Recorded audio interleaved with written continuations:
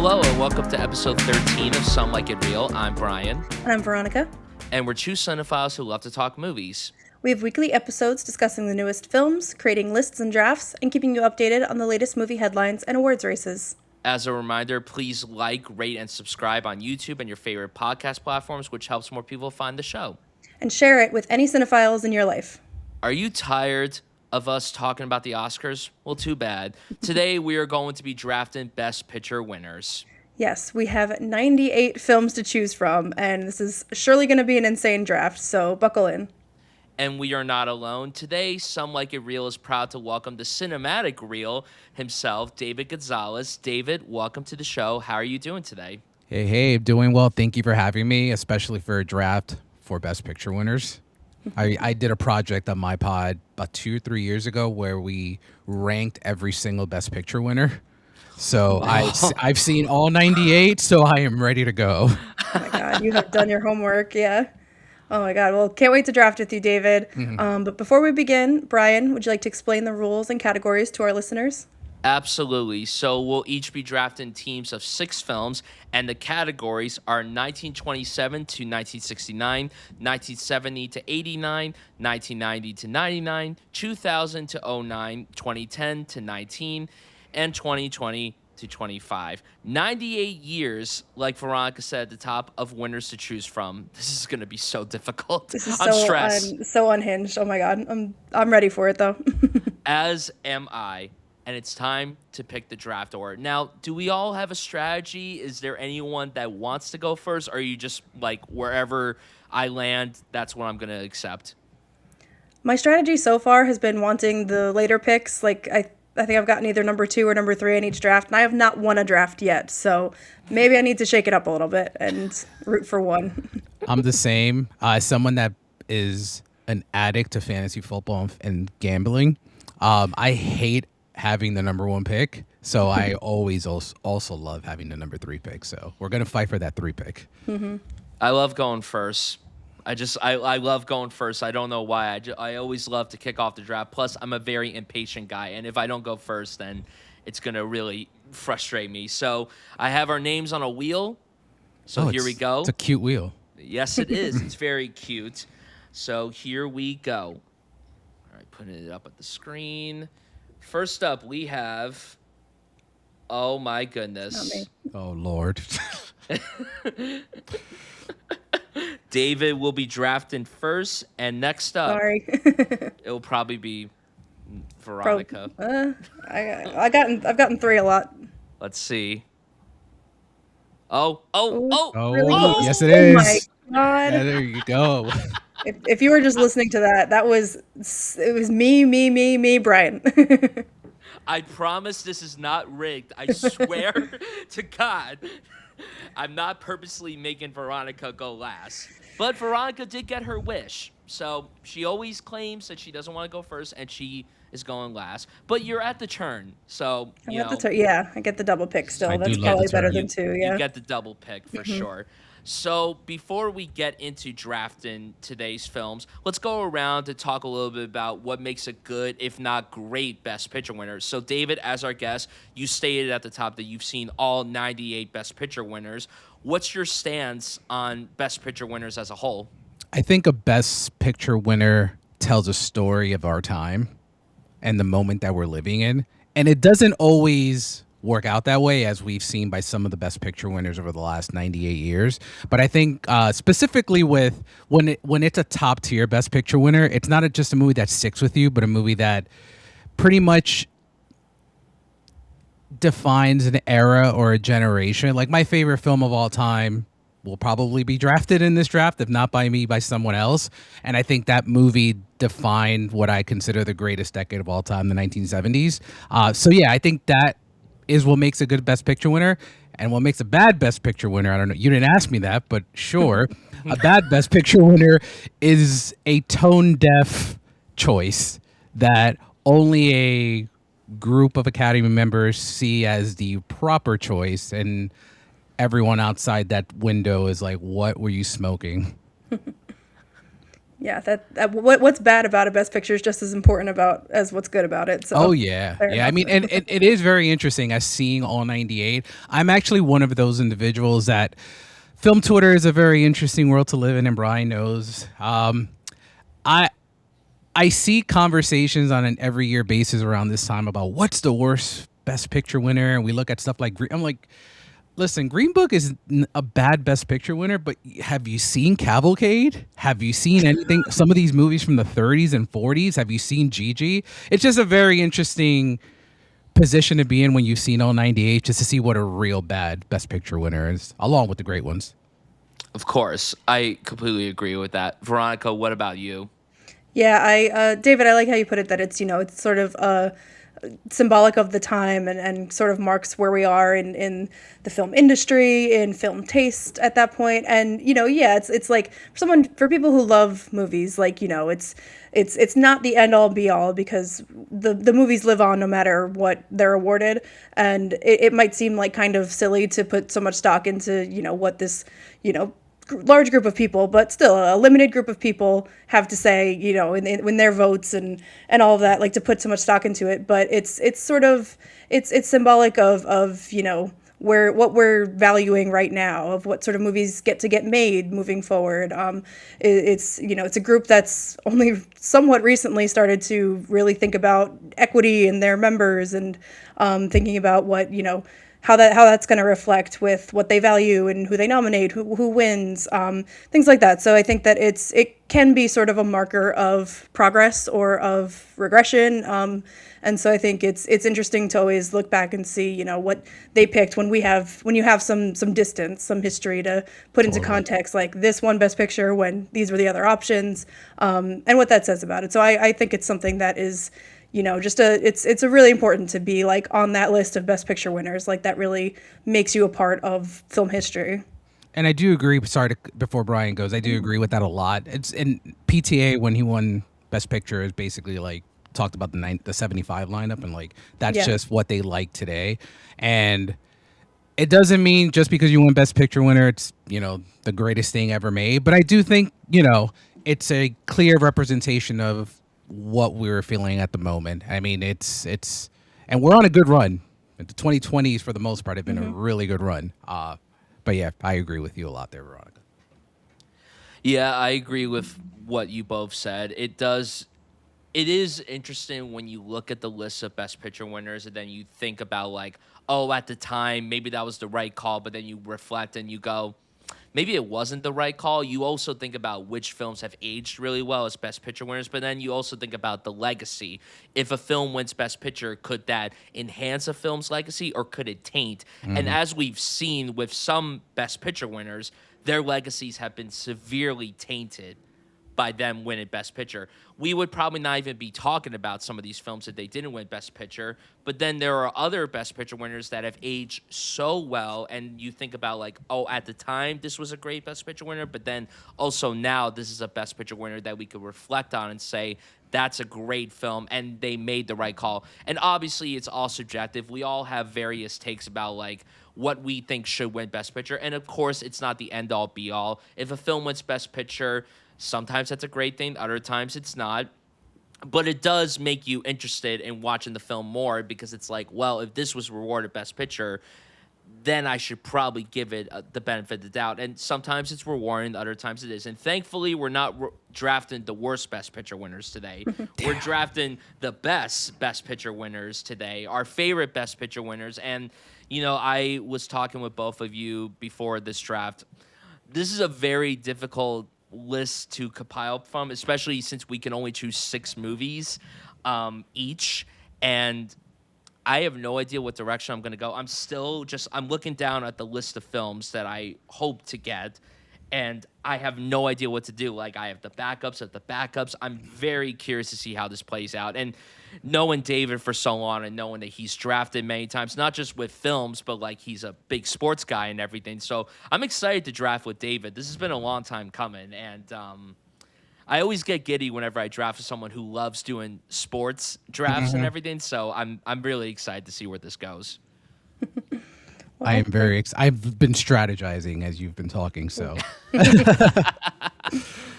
Yeah, and I just have to say, Brian, the year ranges are wow. That's like a doozy to have the first like 40 plus years, and then just like the last 5 years. I'm like that element is stressing me out so I much. know. But we'll see. We'll see how it goes. I mentioned that to Bryan. I was like, "Oh man, you've really opened things up for me from 27 to 69."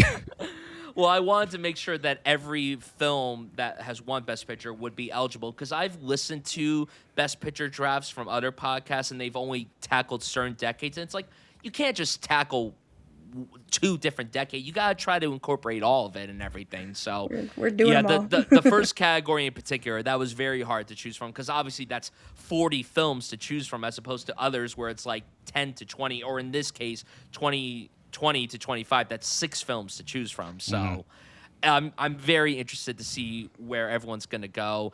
And David, you said at the top that your favorite film of all time is a Best Picture winner. So I'm curious if you're going to draft that first or if you're going to go in a different route. So shall the draft begin? Are we ready? Let's find out.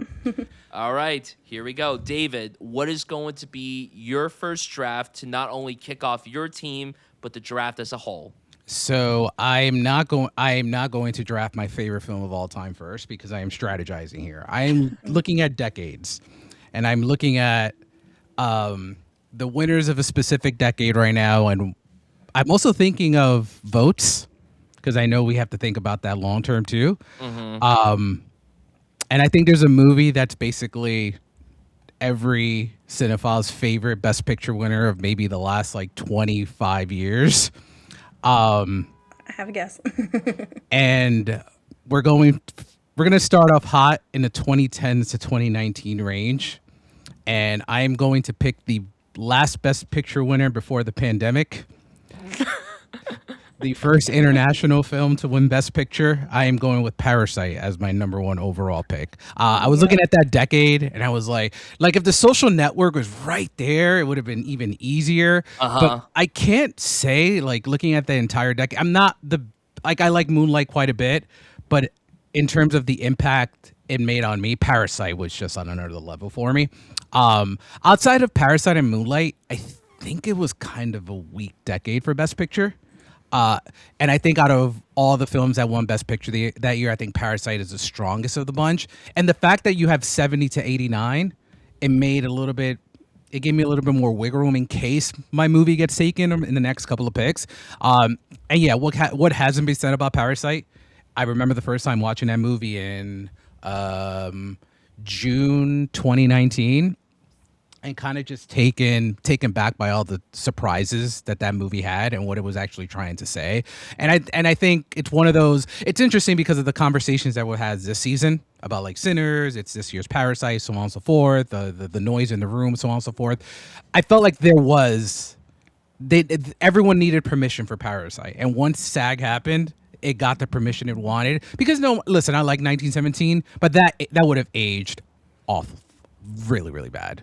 And I think Parasite is an ideal Best Picture winner, and it's in my top 15 Best Picture winners of all time. So glad to have it as the number one overall pick. Nice. Yeah, I have similar. If I had gone first, that probably would have been my pick as well, just because I know how popular and critically acclaimed, well liked, like everything. It kind of hit on all fronts. I can remember, I remember seeing this obviously, and it was kind of already had some of the hype going. And I loved it. It like lived up to all of the hype, definitely. And I remember this Oscar year. I had mentioned that this past year I will go to the Nighthawk Cinemas Oscars party, and this was the first year I went there. Might have been the first year they started it. And so like being in a theater full of people watching the Oscars, and I had followed the awards race pretty closely that year and everything, and so I knew it was kind of down to 1917 and Parasite, but like probably 1917 had a little bit of the edge. And I remember when Bong Joon-ho won for director, and I was like, oh my god, this means it's gonna win picture, and just like the excitement there, and like everyone was so thrilled. You mentioned Sinners. I think that there are a few movies over the years since Parasite that have like just generated like such enthusiasm. Like everybody is kind of on board with them. It's hard to find someone who doesn't really like them. It's just such a brilliant movie. It's so entertaining, so propulsive, but it's cutting. It's the satire, the message here at the middle of it about class inequality, the dignity of people who are a lower income and what they have to go through just to survive. It hits on all fronts. It's just like such a classic. Totally. And it did a really good job on my end with like my more casual friends that actually made them want to read subtitles. This is like the movie that really in my like non-cinephile circles are like, oh my God, we should give international films a shot. I don't mind reading it's a fun. little bit. Like anyone can just throw that on and enjoy it probably. Totally. Yeah, I mean, this was definitely the obvious pick, especially with that decade. And I do think that this was a perfect first pick for the entire draft and everything. And, not to spoil what I'm going to pick later on, but in my lifetime, I think only 3 of my favorite films of their years won Best Picture. And when this won, I was so surprised. Like, I really didn't think that it could go the distance, and I was so happy that it did. And of course, like, you always think about like iconic Oscar moments. When Jane Fonda opens the envelope and said Parasite, and then she took that pause, you knew that So something good. special was going to happen. She was cooking. Yeah, and like she just knew that his historical moment was about to happen. And like again, it's all subjective and everything, but I do think that it is one of those times where the Academy awarded the best film of the year, the best prize in Hollywood. And this was the last good thing that happened in the world before it went to shed. Like, this really is the last good thing that happened in the world. You know what I everything thought? went crazy. I thought about when I was doing my final Oscar pod predictions, my Oscar prediction pod. We were just discussing like, can you imagine if that Oscars was a month later, like this one? We wouldn't happen. Oh man. Yeah, would have just totally been shut down. And it's the last one that was ever in February since 2020. That's insane.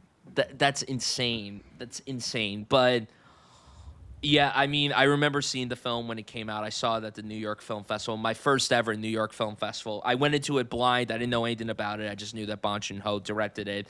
And about halfway through, I'm like, this is probably one of the best films I've ever seen. And as soon as all the twists and turns were coming, I'm like, oh, it just keeps getting better and better. And I really love how it's a huge genre exercise. It starts off so funny, and then it gets super terrifying, and then it ends on the saddest, bleakest note.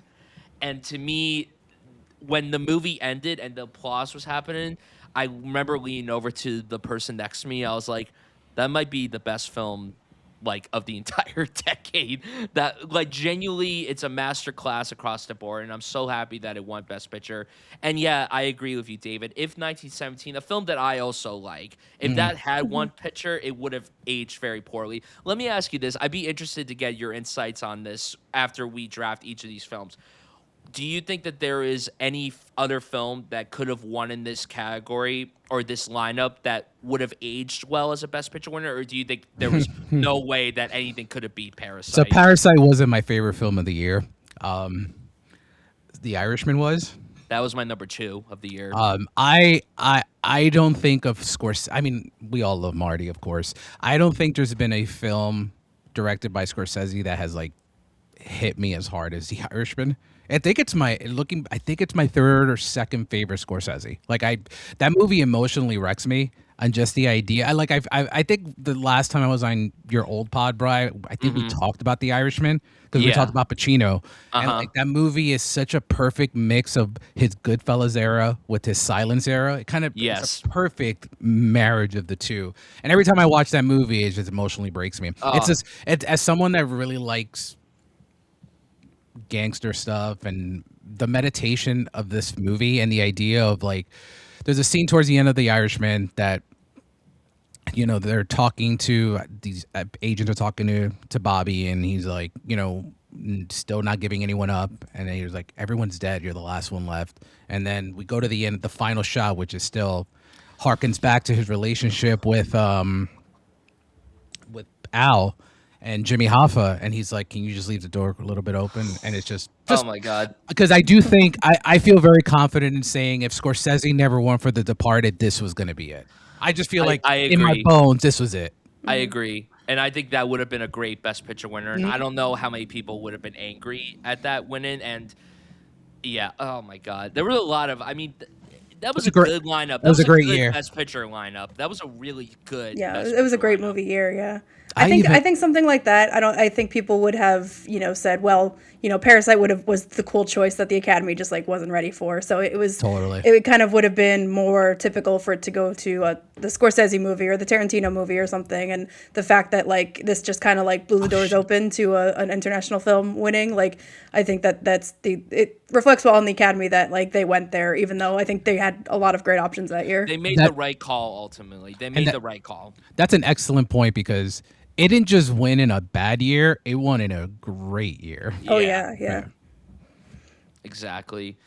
All right, Parasite is David's first pick, and now we go to my first pick. Okay.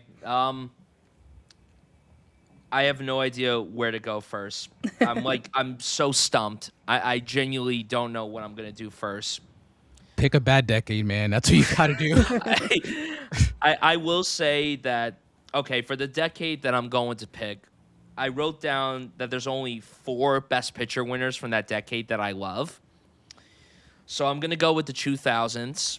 Okay. And I don't know if this would be labeled as the best film that won Best Picture in the 2000s, but it's my favorite. I'm going to go with Lord of the Rings: The Return of the King. Great pick. Yeah. Just recently watched those. My first time watching the extended editions in like 10 years. Nice. The extended editions are just the best. They're so great. It's just so long. They are, but they're so good, though. They're so good. So, I love Lord of the Rings. It's not my number 1 franchise. It's probably number 2 for me, but these films have gotten progressively better and better for me as the years have gone by. And I remember when I first watched these movies when I was a kid, and then I started getting into the awards when I was a teenager.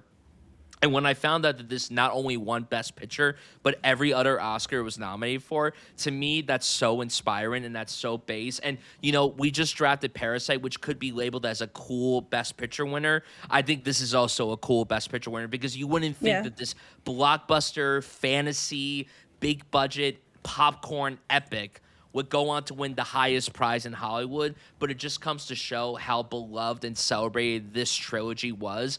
And I always struggle with which one of these 3 is my favorite because, again, these 3 have grown and grown for me over the years. And having now watched the extended editions multiple times, it really is hard for me to pick a favorite. I think that Fellowship is still my favorite of the films, but on certain days I wake up and I go, well, Return of the King is my favorite. But then there are days where I honestly wake up and I say Two Towers is my favorite. But I think that Return of the King is an exceptional winner. It's so emotional. It has literally everything that you want in a movie. It has action, it has comedy, it has romance, it has drama, it has thrills, it has cool set pieces, it has multiple endings, which, yes, people can make jokes about, but every single one of them makes me emotional. I adore this film. I adore this win so much. And that's going to be my pick for 2000 to 2009. So what do you guys think of Return of the King, especially as a Best Picture winner? Oh, it's great. Again, a cool thing the Academy did. Like, I always respect when they do cool things like this, especially since they kind of built us to it. And after Two Towers, you kind of didn't think it was going to happen for Return of the King. And then it did. And not only did it, it swept the way it did. Pretty incredible. I mean, the fact it won everything is insane. It literally swept. I do probably feel bad for like a lot of people that were there. It's like, oh God, another award for Return of the King. What's the point of us even being here? Oh, totally. I agree. I would have loved a Sean Astin nomination for this specific one. I would have loved the Sean Astin win personally. You said it. Tim Robbins won that year, right? For Mystic River? Yeah, I'll take a Sean Astin win. I like Mystic River, but it's not my favorite Clint film. Although, as like on a jokey side of things, watching this time around, watching the extended, Fro's a little selfish bitch, man. Oh, he is. Like, end of that movie, he just like everyone like they've been back 5 years. Has it been 5 years on like the 7th ending that we're on? Yeah, 4 or 5 years. 4 or 5 years, and he just decides to just pick up and leave all his friends. I'm like, come on, man, what are we doing? But no, jokes aside, it's a great winner. I absolutely love this movie. Yeah, I think that I probably personally have just like a little more of a connection to Fellowship. I feel like I've just watched that one more and just like I'm more prone to just like throw that one on. But yeah, Return of the King, it's such a, like you said, it's such a cool win as like the capper to the series. And it's like so remarkable that, you know, these movies are over 20 years old. And like I feel like, you know, we've gone through Marvel, Star Wars, like all of these gigantic series that have become phenomenons. And like I feel like Lord of the Rings, the trilogy here is like still the like what's held up as like the world class blockbuster filmmaking, like the craft of it, the effects, like all of that is like it looks better than things that are made today with like even more budget. And you know, not that it was a small budget or anything. Like they were, you know, Peter Jackson's given a lot of resources, but like oh my god, it's just all there on screen creates like something that is so epic. It's just like yeah, it's just like the bar for sci-fi or fantasy storytelling. Yeah, couldn't agree more. I don't like that we're supposedly getting more Lord of the Rings movies. Yeah. I'm not really a big fan of that, but this trilogy will always be special to me. It'll never get old. I watch these every single year, at least once every year, and I love them very much. And a perfect ensemble. Like there's no one in this ensemble that I would change. I love everybody in their roles. Like everybody is perfect. Oh, wish And we had a also, casting category back then. yeah, and you know what? I think it's pretty baller that Orlando Bloom was doing both this and Pirates of the Caribbean at the same time, like two completely different characters. I think that's really really sick. And ripping it in both. And Ian McKellen doing both this and X-Men at the time. Yeah, like that's just, not ripping both. So that's my first pick. So Veronica, what are you going to draft first? You know, like we said, it's obviously you have complete masterpieces to pick from in every set of set of years, but I think I will probably go with the one that has the fewest options, not only good movies, but movies overall. So the most recent category, 2020 to 2025. I'm deciding between two here that are kind of like my top tier, and then everything else is a bit below that. But I think I will go ahead and choose Oppenheimer. For I heard you were I made the right sniper. decision. That's chose the one. well, I see. God. Yeah, Oppenheimer. I was 1,000% bought into the Barbenheimer hype. I have a Barbenheimer T-shirt that I proudly wore to the theater when I watched both of them on the same day. And you know, those two movies are kind of like inextricably linked, and I think it's better for the both of them that they are. You know, but you think about them that way, or at least I do, and you forget that like Oppenheimer is just a fantastic movie, just in its own right. Everything that it's doing, I think it's smart that it doesn't necessarily reinvent the wheel. You know, we have some timeline jumping because Christopher Nolan's got to be screwy with time, but it really is, you know, historical drama, biopic sort of thing, but it's just like completely operating at the highest of all levels on all accounts. I think that it's so cool that this movie, arguably one of the first movies in most recent years that like really blew up the whole IMAX as an experience, that like people wanted to go and see it that way and seek out the different formats and everything. And I think that's so cool because, you know, of course you have the Trinity scene and everything, but the vast majority of this movie is people in rooms talking to each other, and like it does look gorgeous. And I think that it's important to sort of elevate like something that is, it has a good amount of action built in, but like a talkie movie to like something that is cinematic, something that you do have to like go sit in a theater and watch with people. I think that's just like remarkable. And the Cillian Murphy he's definitely my favorite best actor in this decade. I think that it's remarkable that he's finally given the chance to like give a real leading performance in a giant movie like this. Great cast all around, you know, huge. Everybody who's anybody was kind of in this, or Barbie. So yeah, this was a big one for me and really has stuck around well in my memory. You missed an opportunity to just come up and say, "My eyes see Oppenheimer." Thank you, Al Pacino, for that one. It's incredible. This is one of those films that I was alluding to before, where my favorite film of the year won Best Picture. And as someone who's been a fan of Christopher Nolan since he was a kid, I was just so excited to see him finally get his flowers. It reminded me a lot of Paul Thomas Anderson, another filmmaker that I've loved for a long time, finally getting his flowers and being embraced by the Academy. Yeah. It is really remarkable that a 3-hour long historical epic about J. Robert Oppenheimer not only became the critical successor that it was, but it also made almost $1 billion.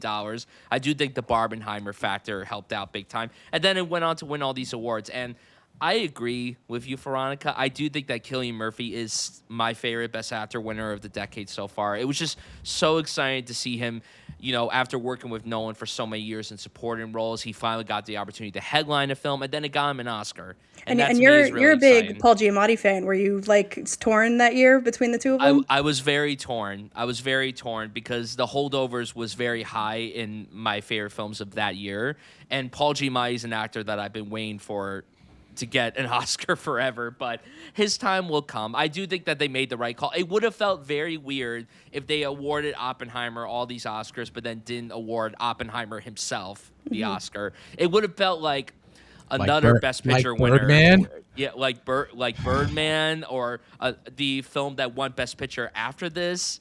It would have felt weird if that won all these Oscars, but he didn't reward the titular role. Lead, yeah. But no, I think that this is another film that's going to age strongly as a Best Picture winner. It already has aged really wonderfully, and I'll never forget watching this in the theater so many times. And it's incredible. It's still up there for my top 5 films of the decade so far, and I love it. It's what a great Best Picture winner. It's my favorite film of the decade. It's already in my top 10 favorite Best Picture winners. I absolutely adore this movie. Press screening, I'm sitting there in Lincoln Square, and I'm just like, holy fuck, this motherfucker's going to win Best Picture. I just knew it. I knew it. Same. Like right as soon as I saw it the first time, I'm like, this movie's going to win Best Picture. Same. Now, it never really lost that front runner status. No. It just sailed right through. and it kind of showed, it was the first one of this decade, I believe. No, because it was after Everything Everywhere. You kind of don't need a festival run anymore to win Best Picture, which is, you know, Everything Everywhere showed it, and then obviously Oppie, and then One Battle just showed it recently. Yeah, this movie reminds me a lot of JFK. That's one of my favorite movies of all time. And if you guys have not seen JFK, please watch JFK. The ensemble is incredible, and I was fully on Cillian. I agree with both of you. It's my favorite acting win of the decade, but not even close. I didn't think they were going to do it. I thought it was just too subtle of a performance for him to actually get it done. And I actually didn't think it was going to be Giamatti. I thought it was going to be Cooper, because Cooper's pretty incredible in Maestro. I thought that was going to be it.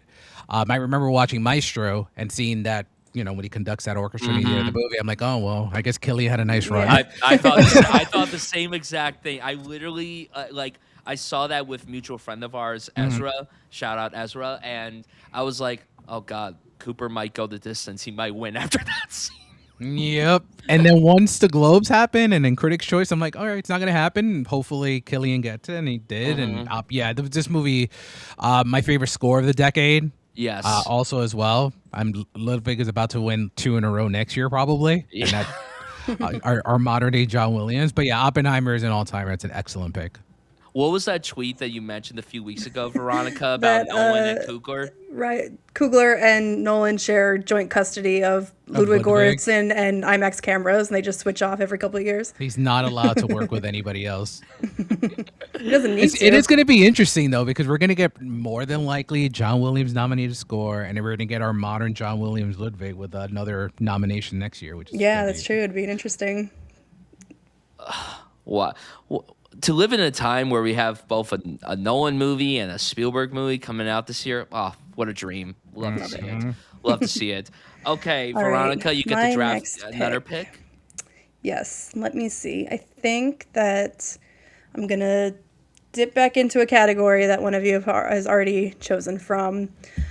I'm going to go for the 2000s movies, and I like a lot of the 2000s movies, but there's one that's like pretty solidly in the lead for me personally. It's Crash. Crash, of course. I haven't even seen that. I haven't bothered. No, I'm going to go with my guys, the Coen brothers, No Country for Old Men, which is, Coen brothers are if I have to pick, probably my top director filmography. Hope that they work together again soon. And this is like top 5 at least for me. I love No Country for Old Men. It's like we're saying with these other movies, Oppenheimer, everything. It's propulsive. It's a thriller. It can just kind of like suck you in if you start watching it. But it's bleak. Like it is a pretty cynical sort of look at the themes that the Coen brothers love. Crime, humanity, how we treat each other. And it's kind of really reflective of its time. 2007. It was like kind of coming out of years of George Bush and 9/11 war, and it was just kind of like we all had this sense that life can just be like really random and really shocking, and it's increasingly in ways that we can't understand, which Tommy Lee Jones' character articulates so well. So it's sort of a look at how it's not just about interpersonal crime or things that can be tragic but understandable or anything. It's these larger systems, these unknowable forces of evil that like you just kind of have to like shrug and take it, and it's just so demonstrative of the sort of ethos that we were like dealing with at the time. And this was up head to head with There Will Be Blood. I think a lot of people maybe would have chosen that, but it's I don't know. I think it's pretty split among the cinephile crowd, yeah, which is totally fair. I think that I would probably slightly give the edge to No Country because I love the characters. I love Javier Bardem is on another level here. Yeah, this was a huge one for me, and happy to get it in this decade. Hindsight. Go ahead. Sorry. No, please go ahead. I was gonna say hindsight 2020. Now that PTA has his wins, this actually worked out perfectly. Right. Yeah. Yeah, I was going to say similar to that. I mean, it's a great film. I do love No Country for Old Men. It's not my favorite Coen brothers. My favorite Coen brothers would be my dearly beloved Inside Llewyn Davis, which, of course, got nominated that's higher for, for me, too, yeah. No, which got nominated for, like, no Oscars. Barely anything, yeah. But this is a great winner. And, I mean, if you were going to reward anything but No Country or There Will Be Blood, that would have been wild. Although Michael Caine would have been a good winner, too. I love that movie, yeah, it was too. But awesome year. No, everything that you said, it's a really deserving win, and it's cool that they got their shining star and have a Best Picture winner and everything, and it's aged really well. Like it's aged really well. It's a beloved Best Picture winner, and honestly, like if Lord of the Rings had been taken before I got to draft it, I probably would have picked this. This is probably number 2 in terms of the Best Picture winners of the 2000s for me. But yeah, I love it. And yeah, Javier Bardem, that's an all-timer win. That's really one of the great acting wins, probably of the entire century so far. Oh, totally. It's one of the best supporting wins. Yeah, I co-sign what you guys have said. I do love this movie quite a bit. It's probably 2 or 3 Coen for me. I'm a big Blood Simple guy. I don't know if you guys have seen. Oh, hell yeah. Blood Simple. That's a pretty good one. But yeah, you guys kind of touched on everything about this specific film. I am a huge that's still my favorite PTA. Same. DDL is literally in my top 5 favorite performances of all time, but there's nothing wrong. It's essentially what happened this year. You're not going to lose either way. Mm-hmm. You had a great Best Picture winner. It is similar, yeah, where people probably had their camps and everything, but like you couldn't be mad with either result. Yeah, it's one of the all-timer like Best Picture battles like ever. And again, if either of those films had won, no one would have complained because those are 2 of the most celebrated films of the entire century so far. So and they were filmed like right next to each other too. I think they're both filming in Texas at the same time. Yeah, I want it for the 100th anniversary. And a lot of people have said that they want this specifically, but I have an idea of maybe a way to the Academy to profit off this. For the 100th anniversary, I think the Academy Museum should have a section where we actually see the votes. Oh my God! But you can only see it at the Academy Museum. It makes us have to go to LA to go see it. It's not gonna. I'm sure it'll hit social media eventually, but the Academy Museum is gonna make money, and we get to see what we want. I want to see these ballots. That would be amazing. Like at least if you're not gonna do everything, give me like the first 50 years. The majority of these people aren't around anymore, so like no one's gonna care. Do you think that they still have those archived? The first 50 years of the Oscars? I can imagine. That would be so sick. Well, those are 2 great picks, Veronica, and now we're back to me.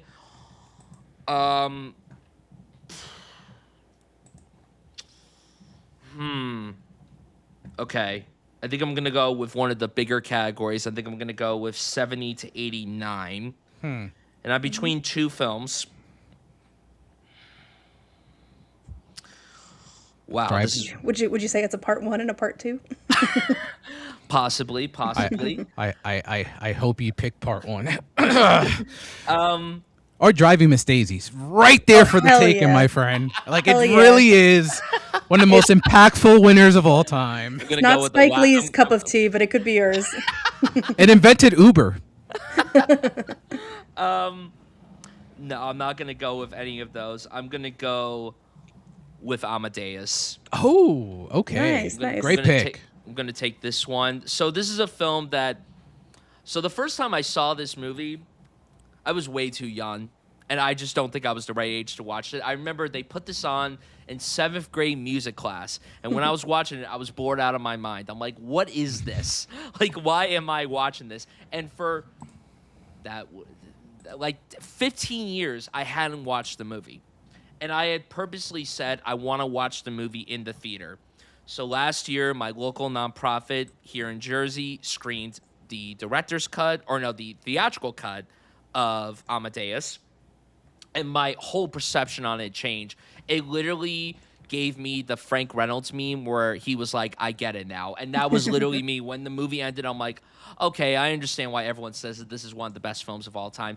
This is probably, to me, the only Best Picture winner in the 80s that I think everybody loves. Yeah, that's about Like, right. and there are some winners in the 80s that I personally really like, but this is far and away the best one.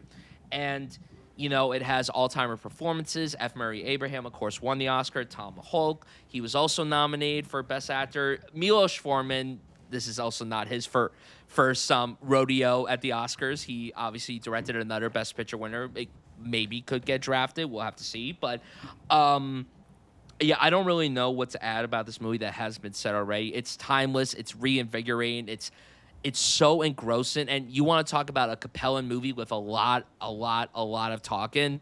Oh, my God. I could have watched like 7 hours of this. That's how good this movie is. And it's aged so well. And, yeah, the Academy made the right call. And, again, when I watched this movie, I'm like, I understand now why people love this movie. And if anyone listening to this has somehow never seen Amadeus, you're doing yourself a huge disservice. You need to give it a watch. Highly recommend. One of the greatest films of all time, one of the greatest Best Picture winners of all time. Probably would be in my top 10, if not my top 5 Best Picture winners. Yeah, I had a whole new perspective on this film just a year ago, and yeah, it's great. It's so good. So, what do you guys think of Amadeus? F. Murray Abraham, one of the best actor wins of all time. Yes. So That's good. this is actually a movie similar to you, Bri. I watched it when I was one of the early Best Picture winners, and that I saw, and I was like, okay, it's fine. And then I saw it as I got older. I think I was like, man, I don't remember. But then I saw it when I got older, and then it just hit. And there's there's such an interesting story of jealousy in that movie, and just the way that it weaves throughout the entire 3-hour runtime. And by the time you get to the end, do you feel bad for him? I still think about that all the time. I'm like, do I feel? Am I supposed to Is feel bad for he him? just a pitiful character by the end of it? The music is incredible, duh. The costume design is phenomenal, and like you said, Bri, it's representing a decade that is quite bad in winners. I don't think they nailed them a lot here. Yeah. They didn't. I mean, there's only, when I wrote down my list, there's only 2 other films from the 80s that I really guess? Sure. Rain Man. I do like Rain Man more than a lot of people, but no, it's not one that I love. No, it's not Platoon. You don't seem like a Platoon guy. I do like Platoon actually, but it's not. Again, it's not one that I love. That I have no idea. Oh, Gandhi, right? Fuck no. It took E.T.'s spot. Absolutely not. Oh, don't remind me. Oh, so brutal. I love that film beat E.T. and then Spielberg's like, oh, we're going to cast you in Jurassic Park. The guy who, Richard Attenborough, directed that. He's like, oh, let me cast you in Jurassic Park. It's like, I remember I forgive Be you. the villain. I remember we did a pod on ET for the anniversary in 22, And even Attenborough was like, "Oh, E.T. should have won Best Picture." Yeah. Do you not? If E.T. had won, that would legit probably be in my top 5 Best Picture winners of It all would time. Yeah, that would easily, be- yeah. Like that would be Really an high. all-timer win. To this day, it's my biggest Gonzo crier movie. Like I cry like a lot for movies, Oh. but E.T. is like numero uno with a bullet. yeah. It knows that Williams score, that It knows fucking when it hits Williams you. score, Knows man. when it hits you. Oh man, oh man. Veronica, do you want So to yeah, guess the two? Amadeus. Oh, are we guessing? I don't want to like spoil anything in discussing them, but it wasn't any of those. No. Is it? I'll guess Ordinary People and Terms of Endearment. I No, forgot about yeah, one. those are the two. Those are the two. I love Ordinary. Process of People. elimination. It wasn't out of Africa, so I haven't seen that one. So Let me. Have I you do- seen that, Veronica? I haven't. No, Africa? I just know its reputation as like. Bless you too when you get to it. Yeah. Bless you. I almost watched it for this draft, and I'm like, no, I have better priorities. I'd rather watch paint dry than ever watch that movie again. Oh, my favorite David quote. That's just like the air text for like Oscar bait. That is just like So nothing boring. more to it. Yeah. Seriously. But Veronica, how do you feel about Amadeus? Yeah, Amadeus. I watched for the first time a couple years ago and really liked it. I kind of similar to you too. Maybe if I have a second viewing, it might unlock something even further. But I definitely I did love it. It was I could definitely see the everything it has to say about the art and creation and inspiration and the sort of like maddening jealousy that can inspire. Like I think it was just it's a huge epic. It's really funny. It's really broad in its comedy, which is cool to see in something that's such an epic drama. But yeah.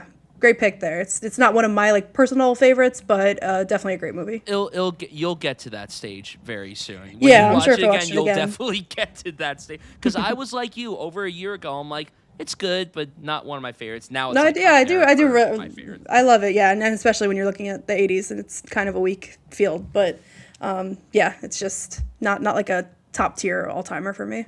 I speak for all the mediocrities in the world. I am their champion. I am their patron saint. Oh, God.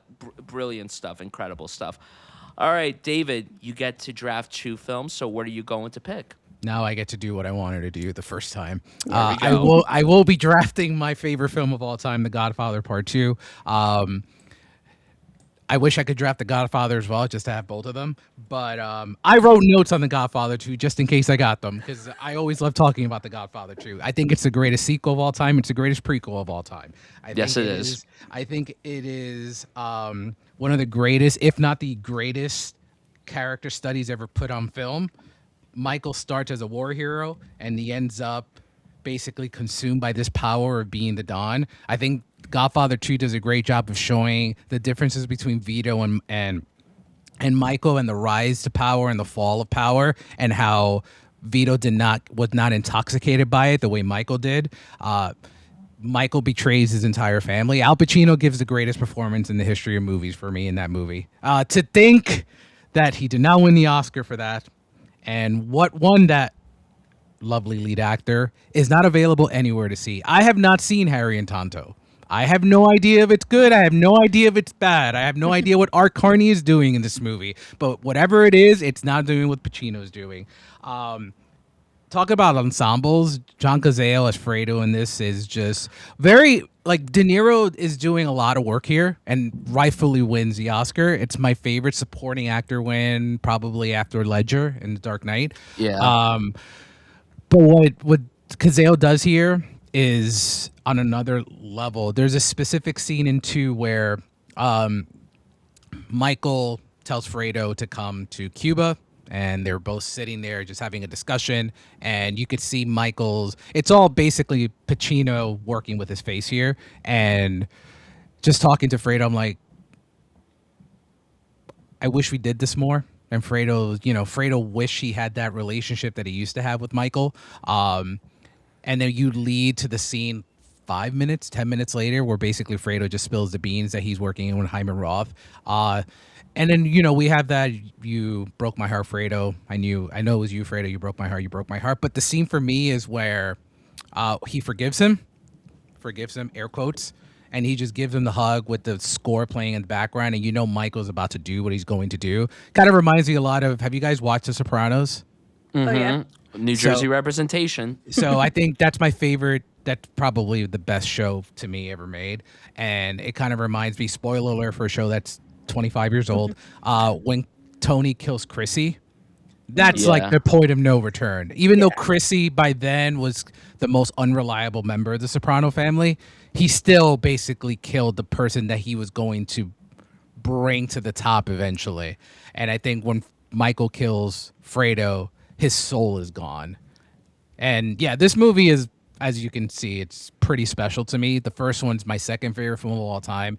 It's not just a mom movie to me. It's a movie about family. It's a movie about betrayal. And then it's a movie about the rise and fall of an empire. And I do love the scene at the end where, rest in peace, Robert Duvall, with him and Frank Pentangeli. And I love how Coppola shoots that. And the Lord of Darkness, Gordon Willis, where you never see Bobby Duvall is behind the gates, behind the cage, and Frank Pentangeli's locked up, and he's basically talking about how the Corleone family was like the Roman Empire, and Robert Duvall, it's just like it once was, or was once. He knows it's over, and then we get that beautiful moment at the end where they're celebrating Vito's birthday. And then at the end, Michael's just sitting there by himself. Ironically, the last one left of that whole sequence. Yeah, it's a perfect movie. It's the perfect movie, and I'm glad to own it. It's great. I don't know what else there is to say. Sorry, I rambled on there for a second. No. I honestly, I mean, it really is like one of the greatest pieces of film that we've ever received. And the fact that both Godfathers won picture is pretty cool. And then it's even cool knowing that, like, Coppola won director for this. He didn't win for the first one. That went to Bob Fosse for Cabaret, which I actually watched for the first time of recording last night. It was interesting that beat the Godfather. I love Bob Fosse. I mean, All That Jazz is my second favorite film of all time. But Coppola was hosed twice in the 70s. That and Apocalypse Now. Like, what are we doing? Yeah, like if there was one film that I would have been okay with being All That Jazz for picture, it's Apocalypse Now. I would have been totally fine with that beating All That Jazz, but unfortunately we didn't get that. But no, I mean, everything you said, it's an incredible achievement, and the fact that, similar to, like, say, Lord of the Rings, these films have held up, these first two films especially have held up so strongly. And every time that they're on TV, like, I went to visit my parents a few weeks ago, and it was right after Robert Duvall died, and The Godfather was on, and me and my dad just watched it for like 2 hours. I was supposed to leave, and then I just stayed for an extra 2 hours, and we were watching The Godfather. And I mean, my dad is the person who introduced me to these two films, and my favorite thing is when he introduced to me, he's like, "You're no longer a boy. You're now." I remember watching those passage. three. That's so funny because I remember I got into like gangster films like when I was like 13, so that's when I saw The Godfather for the first time. Same. And I graduated from Scarface to Godfather 2, 3 in the span of like 5 days because I went to what used to be called a video store, and I just rented the VHSs of them. It's so great. God. That sounds like a great few days. Godfather for me, I obviously seen them, love them both. I have probably not seen them in a good 10 years or so I cannot speak about it as in detail or as intelligently as you did, David. But I mean, obviously cinematic classics for sure. I think in the pantheon of mob movies, I do put Goodfellas slightly above. That is probably my all-time favorite. But I mean, it's, you're splitting hairs there. It's all masterpieces. So yeah, definitely makes sense as your favorite movie of all time. Totally. Yeah. Have you seen the third one? Just curious. Yeah. It's okay. I don't mind it. Yeah, I don't mind it. It's obviously, the Mona Lisa and then just like a nice looking painting, but it's not like, it's not as bad as people make it out to be. Better than your average movie, but just not as good as either of the first two. All right. Next up, David. Alrighty. So now I'm back to strategizing. And I'm looking at the 1990s, another year that you really look at it. My beloved Heat did not even receive one Oscar nomination. I just want to point out Braveheart Tragic. sucks. You're a Heat fan too? I love Heat, yeah. Oh yes, yes, Heat, yes. Heat is a masterpiece. Heat is like, oh, so great. There is an obvious vote getter here, but I'm gonna go with I like Titanic quite a bit, but I will not be drafting Titanic. I will be drafting The Silence of the Lambs. That is in my top six Best Picture winners. Again, cool that they did that. Like, I'm really surprised that they actually, looking back at it, 2020 hindsight, wow. And they didn't just win, it won. Like, it dominated the Oscars. Don't particularly think it's a horror movie, but that's like, as a horror guy like me, like I'm very big into horror, 80s, 70s, all that stuff. But Silence of the Lambs, Anthony Hopkins gives probably the greatest supporting lead performance of all time. He's pretty incredible. Jodie Foster's amazing in that movie. It's very surprising that a movie that's just dealing with a serial killer and the psychology of the relationship between Clarice and Hannibal Lecter would go on all the way to win Best Picture. Specifically, what else was nominated that year? It kind of felt like cool, extra cool. I wish JFK would have released in 1990 or something like that, so that could win Best Picture. But yeah, Silence of the Lambs, all-timer for me. Absolutely love it, and I am picking it in 1990 to 99. Fantastic film, masterful across the board. All the wins that it received are S tier in my opinion. It's the last film to win the big five: picture, director, actor and actress, and screenplay. And it's also the only horror film to win Best Picture still, which again makes it such a cool win. And yeah, you wouldn't think that you watch this film, like say you're a non-cinephile, like just a casual movie watcher, you watch this and then you get told that this won Best Picture. Someone will be like, really? This won? Like, you wouldn't think that this kind of film would even win, but it just comes to show how masterful it is across the board. And Jonathan Demme, one of our great storytellers, rest in peace, Kane. Yeah, it's a wonderful win. Definitely one of the stronger wins of the 90s for sure. And yeah, I love it very much. Is Hopkins lead or supporting? Curious. Supporting. I think he's supporting. Okay. It's so impressive though that he won for lead. I think he's got the least amount of screen time of any lead actor. I think less than 20 minutes or about 20 minutes. Yeah, it's like 15. Who won supporting actor? That I'm looking that up. Jack Palance and City Slickers. I haven't seen that. City Slickers rips. I can't believe he won for that, but City Slickers rips. I haven't seen that. It's really funny. Billy Crystal is like top tier in there. Yeah, but yeah, Silence of the Lambs, absolutely great.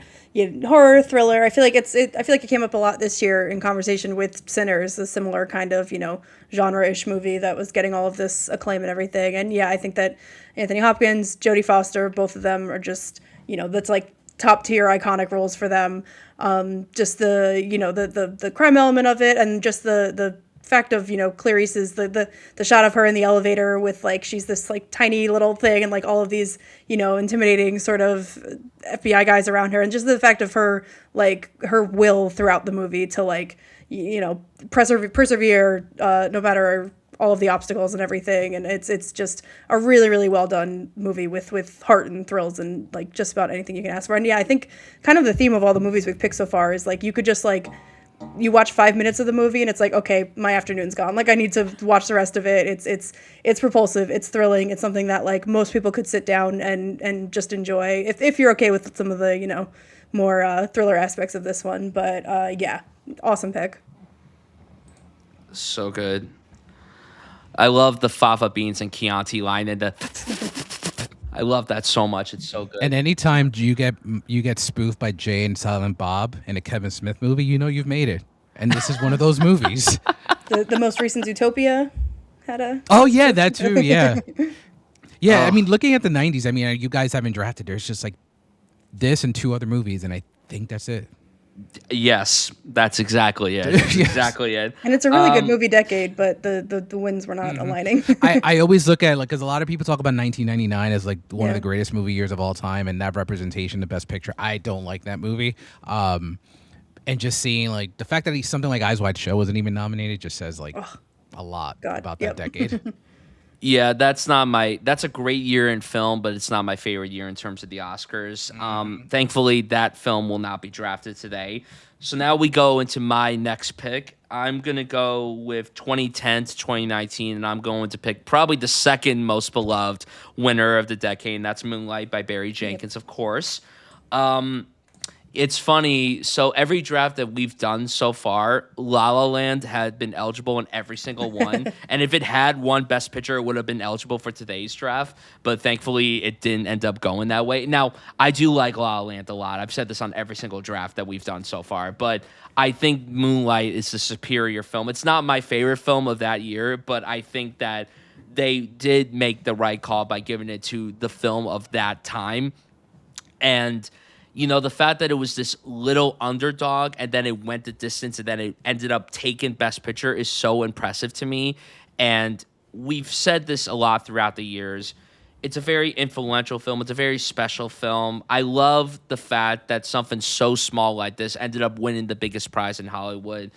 And this is a film that admittedly, it's not an easy revisit. It's not the most exciting rewatch. I feel like all the films that we've drafted so far today, have really strong rewatchability factors, and this does not. I was about to say, it definitely does not. It does not. But every time that I have revisited this movie, my liking towards it has grown and grown, and I think that the screenplay is an all-timer. I think Mahershala Ali's win is an all-timer, considering that is a straight-up supporting performance. I always love whenever they give it to an actual supporting performance. Yeah, everything about this is incredible. Barry Jenkins is just one of our greats working today. I hope that he gets back into the right direction, because I tried watching Mufasa recently, and oh my God, I couldn't get through it. I'm like, Barry, I know you made this for money, and if you're doing this to fund your next masterpiece, fine, so be it. But I want him to get back into that path and everything. Yeah, it's sad that, this film, when it did win Best Picture, it didn't really get the opportunity to celebrate that because of everything that went down at that Oscars. And sure, maybe people talk about this win more because of what happened at the Oscars, but I do think that this did age really strongly as a Best Picture winner. A lot of the cinephiles celebrate this win, and even if it's not their favorite film of that year, they could recognize that this is a very special film that deserved its win. And I do think that if La La Land had won, again, a film that I like, I have to preface that I like La La Land. I don't think La La Land would have aged well as a Best Picture winner. I think it losing Best Picture really helped its legacy. That's just me, though. But Moonlight is going to be my pick in 2010 to 19. I think it's one of the great wins of the last 10 years. I can't believe that this film is 10 years old. I remember seeing it when it came out, and the hype was so strong, and I didn't think it was going to go the distance, and it did, and I'm really happy about that. So my pick is Moonlight, and yeah. Yeah, I got to draft it on the 2016 one, so I'm not too mad that you stole it from me. But yeah, everything that you said, and I think specifically looking at it through the lens of the Best Picture win, yeah, you're definitely right that La La Land, it's only helped by not winning because this movie was, I think Moonlight's win and Parasite's win are sort of on par with each other in terms of oh, okay, the Academy can do this. It can take that smaller movie, that international movie, whatever it is that everyone else sort of considers an instant classic, but the Academy typically would just give a few nominations or anything. And here was the Academy saying no, this is what we want to put on our highest pedestal, what we want to have represent us. And I think it was, it's an important year for it. Like La La Land, that could have won Best Picture, and it could be from just about any year. That movie could be from 2022, it could be from 1982, it could be from 1962. It is so indebted to earlier movies too, in terms of old school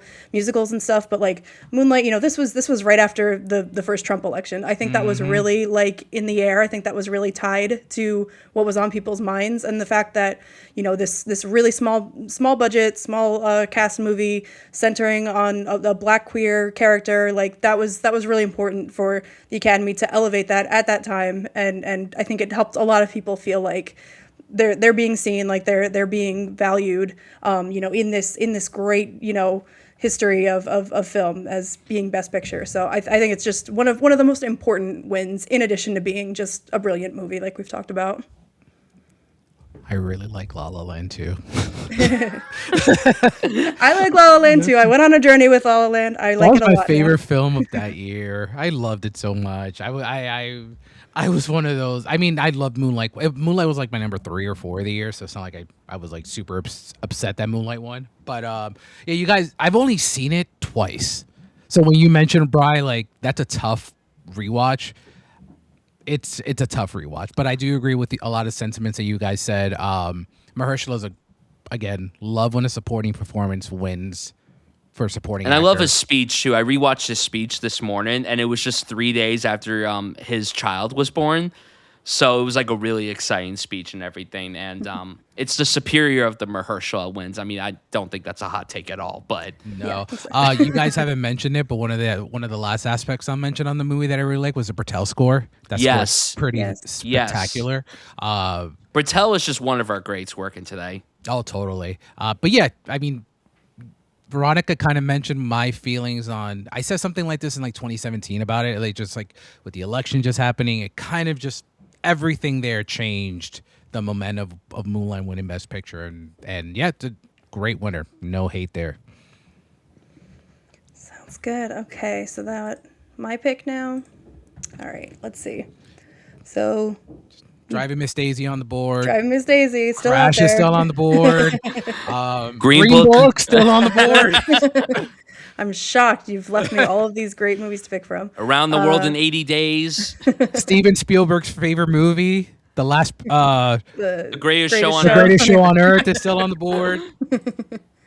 Okay, let's see. So you both have already picked from 2010s and 70s and 80s. So just in terms of strategy, I'm going to leave those because no one's taking anything from me. So I could go with the oldest cohort, or I could. No, I think I'm going to go for my 90s pick now. Yeah, maybe not the strongest crop, but still some movies I like a great deal here. I think that I'm going to go for, you just mentioned him, going to go with Spielberg's movie here. Yep, there it is. Sorry. Schindler's List No! for me in the 90s. Sorry about that. Yeah, I mean, there's, again, like a God lot of these damn it. movies. Sorry. Why do you always cause crash outs for me? It's always you. My bad. I feel good. I haven't really. My Oppenheimer pick got it. But I haven't crashed out. I'm very happy. Oh, God. I don't win drafts, but I do spoil them for other people, I guess. So I'll take pride in that. Yeah, Schindler's List. I mean, there's not a lot to say. I mean, I think it's sort of, for most people at least, it's sort of like what you think of when you think of like a super well done, harrowing, emotional movie about the Holocaust. And I think that, I can't necessarily speak to that, on a broader sense and everything, but just from my personal experience with it, I can remember I was probably around maybe 9 or 10 when I saw this for the first time, and I was like a very mature kid, and I saw all kinds of movies. I was really, my dad showed me a lot of horror movies, but it wasn't just horror. I could kind of I sort of took pride a little bit that I can watch, super dramatic movies, long movies, like things that most kids would think were boring or something. So I don't know. I think I sort of had like a badge of pride around that. And yeah, I was just like to see just about anything. And I remember watching this movie, and I don't know what prompted my dad to show it to me or anything, but whatever it was, started watching it, and I don't know how long I got through, maybe an hour or so. This is one of the only movies that I just couldn't finish, that I think I kind of asked my dad to pause it. I went to the bathroom, and I think I just went to my room and just stayed there. And after a little bit, my dad came back and was like, "Hey, do you want to finish the movie?" And I was like, "No." I could just tell then. That was the first time I remember thinking I am not equipped to handle this. It was something that just affected me so deeply. The filmmaking is so visceral. If the story alone wasn't enough, so this one stands out as a big movie for me in terms of when I thought I could handle anything and things like that. And it was just something in this movie is just so overwhelmingly devastating. It was just the first movie that I couldn't handle. Obviously years later, eventually I went back and watched the whole thing. It's also not a rewatchable movie, not something that you just throw on. So I haven't seen it many times, but it just really sticks out to me as the what Spielberg can do so well, taking, characters, taking real emotionality, and then his filmmaking skills, and just putting everything completely out there, and making a movie that is so critically acclaimed, but I think so widely seen, especially at that time. And it's a great Best Picture win. I think this is the best Picture winner of the 90s, personally. I think that this is up there for me in terms of like S tier Best Picture winners. Not the most rewatchable film, like you said, but certainly one of the most impactful Best Picture winners that we've received. I also think that while it's not my favorite film from Spielberg, I do think that if you were to talk about like his most personal projects and maybe the best films that he's made, I think you could make the argument that this is the best thing that he's ever done, because you read about when he made this film and how he was severely depressed when he brought this to life. He was scared that he wasn't going to do justice to this material. And I think that he did a beautiful job. And, he won Best Director for this as well, and it won Screenplay and a handful of Oscars. And Jurassic Park in the same year. The fact that Jurassic Crazy. Park came out in the same year is absolutely wild. A major flex. The fact that he directed two vastly different films that you can make the argument are his two crowning achievements of his catalog. That's just so baller to me that he made one that's like for everybody to enjoy, this fantastic, entertained popcorn flick, and then the saddest film of all time. So I just love that we saw these two different sides of Spielberg, and the ending gets me every single time. I think it's one of the most gut-punched endings ever. Liam Neeson, I don't think has ever been better. Ray Fiennes, I don't think he's ever been better. And Ben Kingsley, I honestly think he's never been better. To me, like, everyone does some of their best work ever in this film. The John Williams score is outstanding. The imagery is fantastic. I love how it's shot like a documentary, very handheld and very much in your face. And there's these shots that linger with you. The girl in the red coat, of course, is one of them. It's a really difficult film to stomach in, but when you do get around to watching it, you recognize the achievement that it is, and it really is one of the great Best Picture winners of all time. And I think that this was a great first Oscar win. Technically, he won 2 Oscars for Spielberg. So, yeah, Schindler's List. It was the 90s one that I wanted. The only reason why I didn't draft it was because I had a hunch that maybe Veronica was going to draft Moonlight. But hey, I'm glad that it got drafted early. It makes sense that this is David drafted Silence of the Lambs, but it makes sense that these are the 2 90s films that have got drafted so far. Oh, yeah. Like Schindler's is the best of the bunch. Silence is more of a personal in my rankings. I prefer that. And I obviously the more rewatchable of the 2 movies. But yeah, Schindler's List is a masterpiece. It's one of those movies that I've seen, I think I've seen it like 4 or 5 times, and I've seen it in theaters with Spielberg there for a Q&A after, and it's one of those educational experience. I think this is the most important one of the most important Best Picture winners of all time. This is a Best Picture winner that can be shown in schools as an educational opportunity for students, especially nowadays, since it's been so long at this point, almost 100 years since. My mom was a high school history teacher for many years, and when she got to the Holocaust segment of when she would teach, she would show her students this movie. Oh yeah, that's a great job there. A lot of in terms of obviously Best Picture draft, but looking at who didn't win this year. Like you mentioned, Liam Neeson, of course, Tom Hanks was there, and we met Ray Fiennes. It's like, do you know who won? Tommy Lee Jones, baby.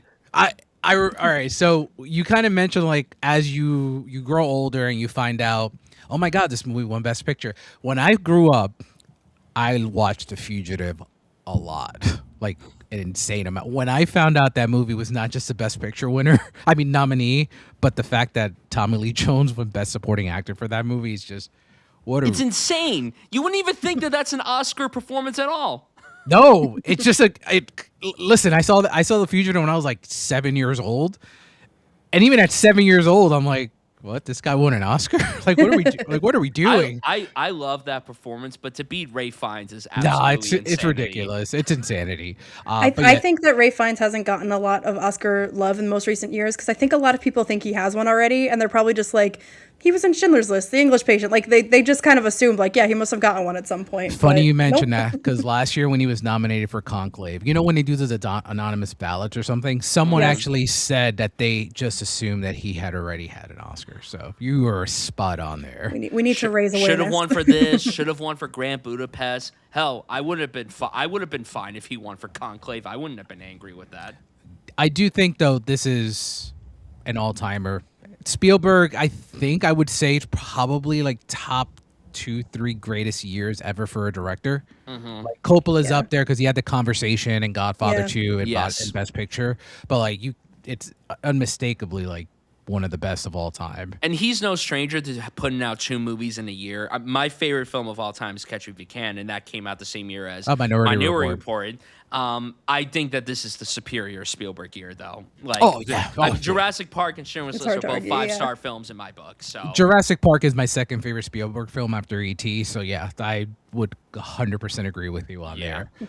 oh man, Veronica stealing my Alright. pick. Oh Yep. God. All right, and it's What's time next? for another one. Okay, let's see here. So I think it's about time to go into that first section. Over All 40 right. years of movies. Oh my God. Wings coming off. Number one. Yeah. Oh my God. So there are definitely a handful of movies that I personally feel a little more connected to. But, you know, I have not won a draft yet, and I think I should probably take that into consideration. Some of the popularity or you know, high value visibility of a movie. So I'm just going to go ahead and take Casablanca, There it is. which I watched Great pick. for the first time this week. I had somehow just not seen it. It had been a blind spot for me for a long time. Obviously, always on my watch list. Really good movie. Yeah, I mean, the hot take. It's I watched it. I you know, listened to a few podcasts or reviews about it and stuff. Just really remarkable that it was like completely like recent current history. Like that is just wild to me. I didn't like realize that about it. You know, when it's just like a big movie that you know of. So yeah, so many iconic lines, iconic performances. I mean, it's I don't have a ton of like original things to say about it. Like I said, I haven't had much time with it, but it definitely blew me away. It was totally lived up to the hype of being like one of the best movies of all time. 1000% agree. A funny thing is, my first connection to Casablanca was the Disney MGM Studios, a great Hell movie yeah. ride. R.I.P. My Yep. favorite R.I.P.. ride. My favorite ride in that park. That movie is so timely, especially with stuff. I can see why for that era it won Best Picture. It's interesting because Bryan was talking about we're not related to Casablanca, but just related to the timeliness of movies. We were talking about All About Eve a couple of days ago, Bryan, and how I feel Sunset Boulevard should have won Best Picture that year. But Yeah. the fact that movie was even made during that era, basically as a big F you to Hollywood, but Billy Wilder's basically just saying, hey, look what you're doing to our silent movie stars. Casablanca is doing the same thing for that specific era. And Bogey is just the fact that he didn't win for this, but do you know what he won for? Just curious. Not on top of my head. The African Queen. If you have never seen The African Queen, it's okay. Have you seen the movie Jungle Cruise with Dwayne The Rock Johnson? Unfortunately, yeah. that is the African Queen. Is that really the African Queen? It's a similar premise. Wow. Yeah. That's hilarious. No, Casablanca's great. I've watched this in many film classes. I watched this in a high school film class. I watched it in about 5 of the 40 film classes I took in college. It's incredible. It's great. There's really nothing else to add about it. It's wonderful, and yeah, great pick. Thank you. That should hopefully help with my draft win. We'll see. There were so many that I'm I can't pick between my favorites. Let me just go for the big one. So now it's my turn. I think I'm gonna go with 2020 to 25. Veronica took Oppenheimer, which I do think is the best film of the decade that has won pictures so far. I think I'm gonna do it, even though it's only been a Best Picture winner for 3 weeks. Not So even. it's the right pick. I'm gonna go with One Battle After Another. This was my favorite film of 2025. Paul Thomas Anderson, my favorite filmmaker. I was so excited to see him finally get his flowers. I think that this is another case of like such a timely film. It's gonna go down as a timeless watch many years down the road. This is not my favorite PTA film. There Will Be Blood, which we brought up earlier. That's my favorite film that he's done still. But with this being the first Best Picture winner that he's directed, I think it's a great one. There's a lot that's been said about this movie, and I'm not going to waste any time. It's a wonderful film. I think the Oscars made the right call. I will just say that if Sinners had won picture, I would have been very happy with that too. I know that there are people out there online, and I'm not going to call out their names, but they know who they are. They need to touch grass. They need to touch grass. If Sinners had won picture, it would have been an all-timer Best Picture winner. And I think One Battle After Another is going to go down as an all-timer Best Picture winner. Yeah. So, yeah, it's a great film. It's a wonderful, I don't know what else to say. It's One Battle After Another. Like, It's in my top 15, I think, already. I was, because I always like, I have or films of the decade. No, film of the decade is my number 2. But in terms of Best Picture winners, I always like to place the winner because I have a private list on Letterboxd with like all 98 just to play around with it, and I'd be like, where do I want to put this? And I'm like, oh, it keeps going up and up and up and up, and then, it's in my top 15, 20 right now. Nice. It's me, right? Yes. All right, cool. So I'm gonna leave 2020 to 2025 last, so I can pick Nomadland, right? I thought you were going to pick Coda. I like Coda. It's not a good winner, but I don't. We only have 6 options there. To start with, so. there's 2 good ones that I really like, but I'll save that for last. I am going to go to 2000 and 2009. I mentioned this director before, and when we have a Best Picture winners draft, I feel like he should be represented. So I am going to 2006 when my beloved Martin Scorsese finally wins Best Picture with The Departed as The my Departed. The Departed. I love everything about that movie except Mark Wahlberg, which is like, you're doing a great job.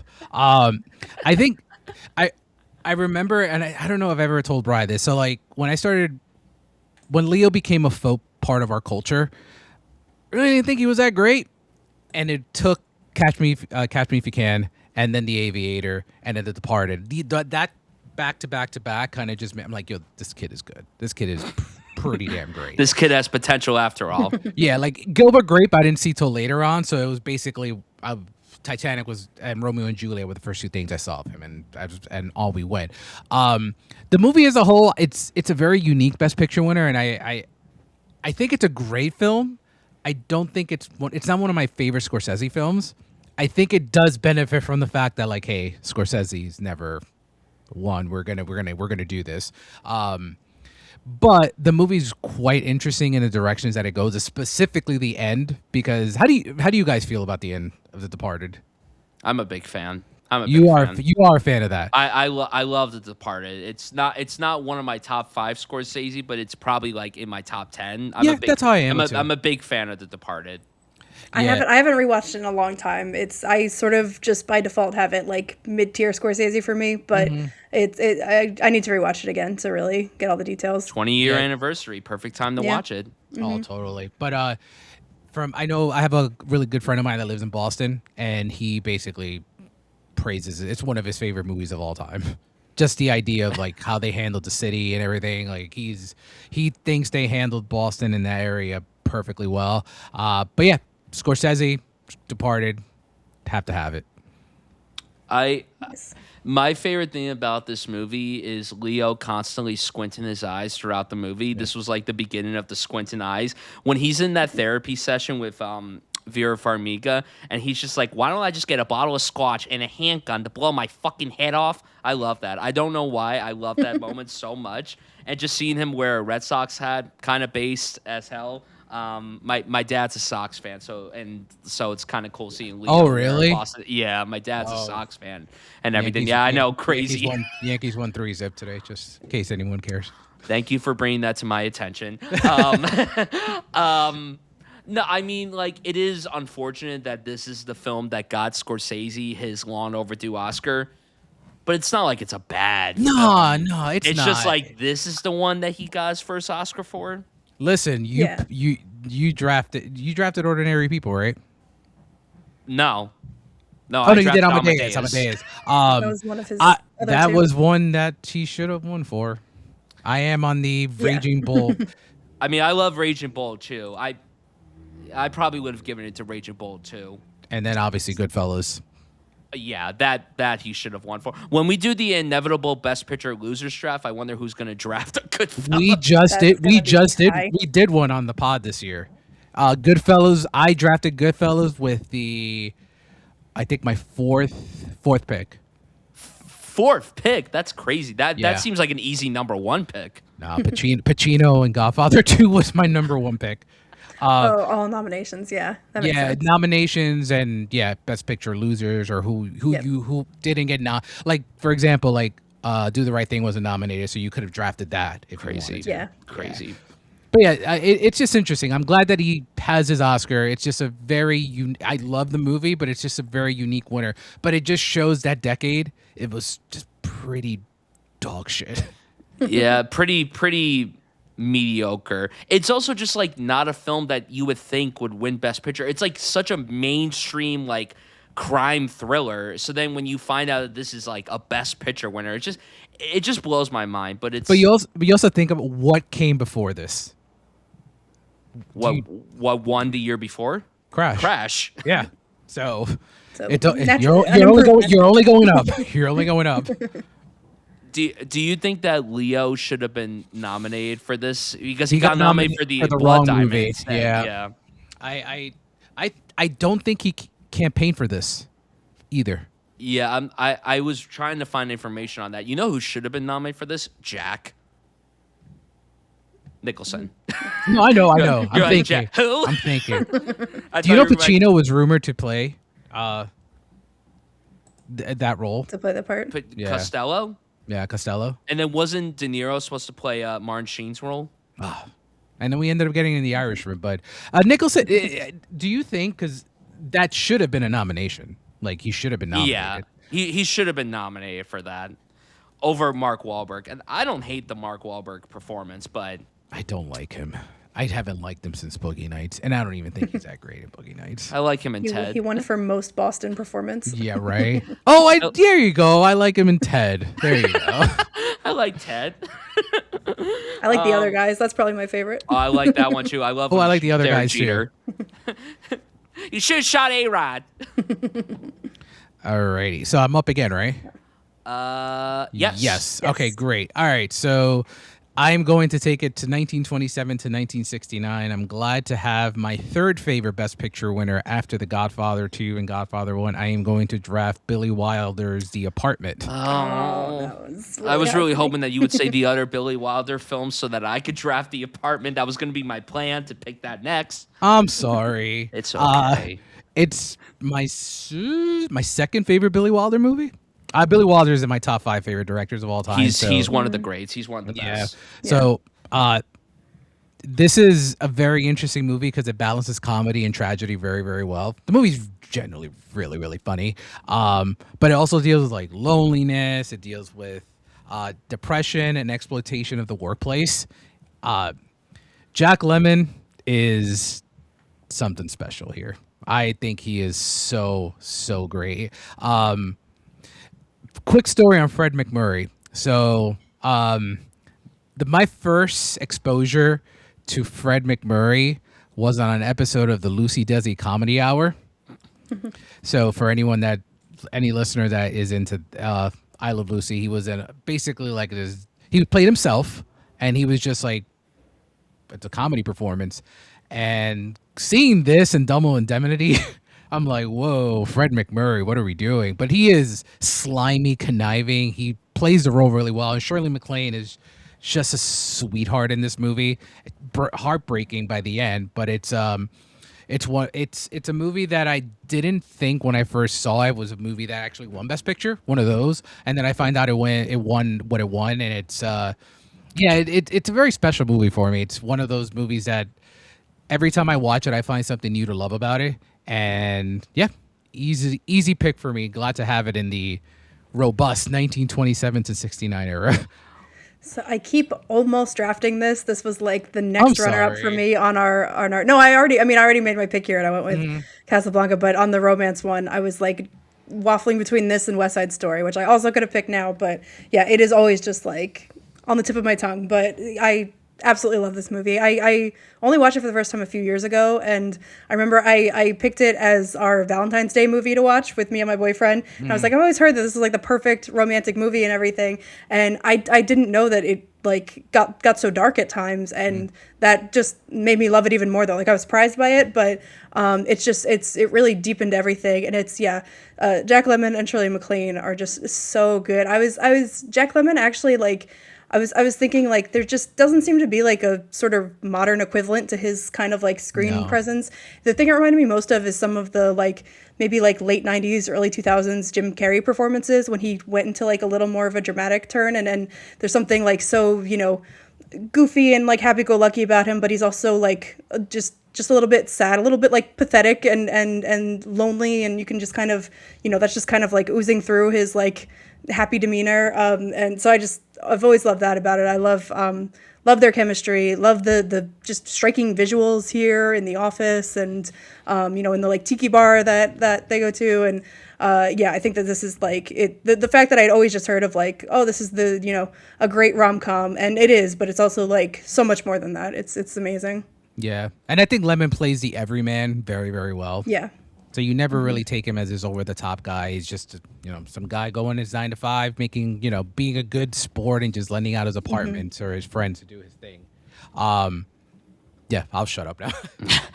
I love this movie too. I love Billy Wilder. He's a filmmaker whose catalog I've been catching up with over the last few years. This would probably be my third favorite. Some Like It Hot is my favorite film that he's done, and then Sunset Boulevard is number 2. Honestly, they're neck and neck for 1 and 2 for me, and then this is like a close number 3. I love the film. I love how romantic it is and how funny it is, but like you said, Veronica, it gets very dark at times, and I do think that in terms of the wins from the 60s, it's easily my favorite of the 60s Best Picture winners.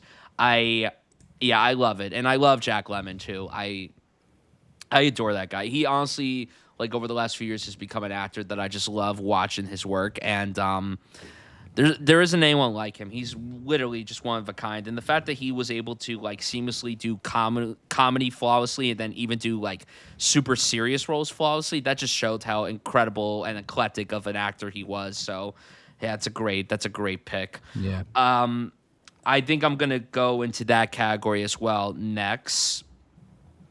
There's some good ones. There's plenty of good ones. There here. are. I think.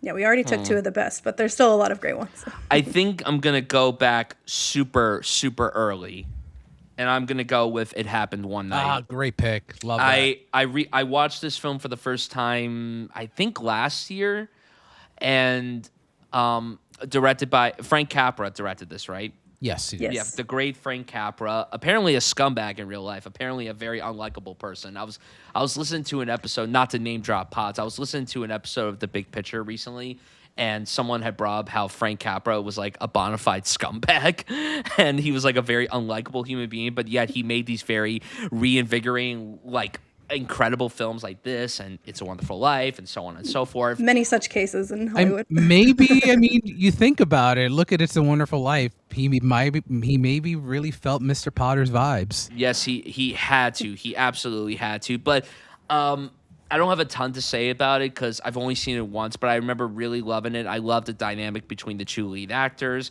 I love a good rom-com. I actually almost drafted this for a romance draft a while back in the wild card, but I knew that the wild card that I drafted was going to be a much stronger vote getter. But yeah, this is a great film, and it's one that I highly recommend to anyone who hasn't seen it. It's one of the earlier Best Picture winners. I think this was like 7 years into the Oscars. 7 years, and so the first one to win the Big Five. The first to win the Big Five, very important fact about the movie too. And yeah, I love it. I think it's a great film. And I believe, if I'm correct, the last movie to come out before the Hays Code came into play. Yeah, I also watched this for the first time this week in preparation for this because I'd always heard about it. So finally got it off the watch list. Yeah, I absolutely love this. This was like, this is probably arguably the first sort of, rom-com and created a lot of that formula and does it all like so well. The sort of enemies to lovers trope is like just alive and well here. And I mean, just talk about a cool pairing, like Claudette Colbert and Clark Gable, just like very like they play off great each other rapport, great rapport with one another. Outstanding. Yeah. It takes time to breathe, like in the musical sequences on the bus, and then they have their dynamic back and forth. The sort of rat-a-tat dialogue is really well done. I think that the plotting of it is really smart, like the way that the miscommunications there, which is sort of so. Done so many times now, especially in rom-com sort of movies, but like for the most part, it all like really holds up well, and I think even to a modern audience, it doesn't feel all that dated.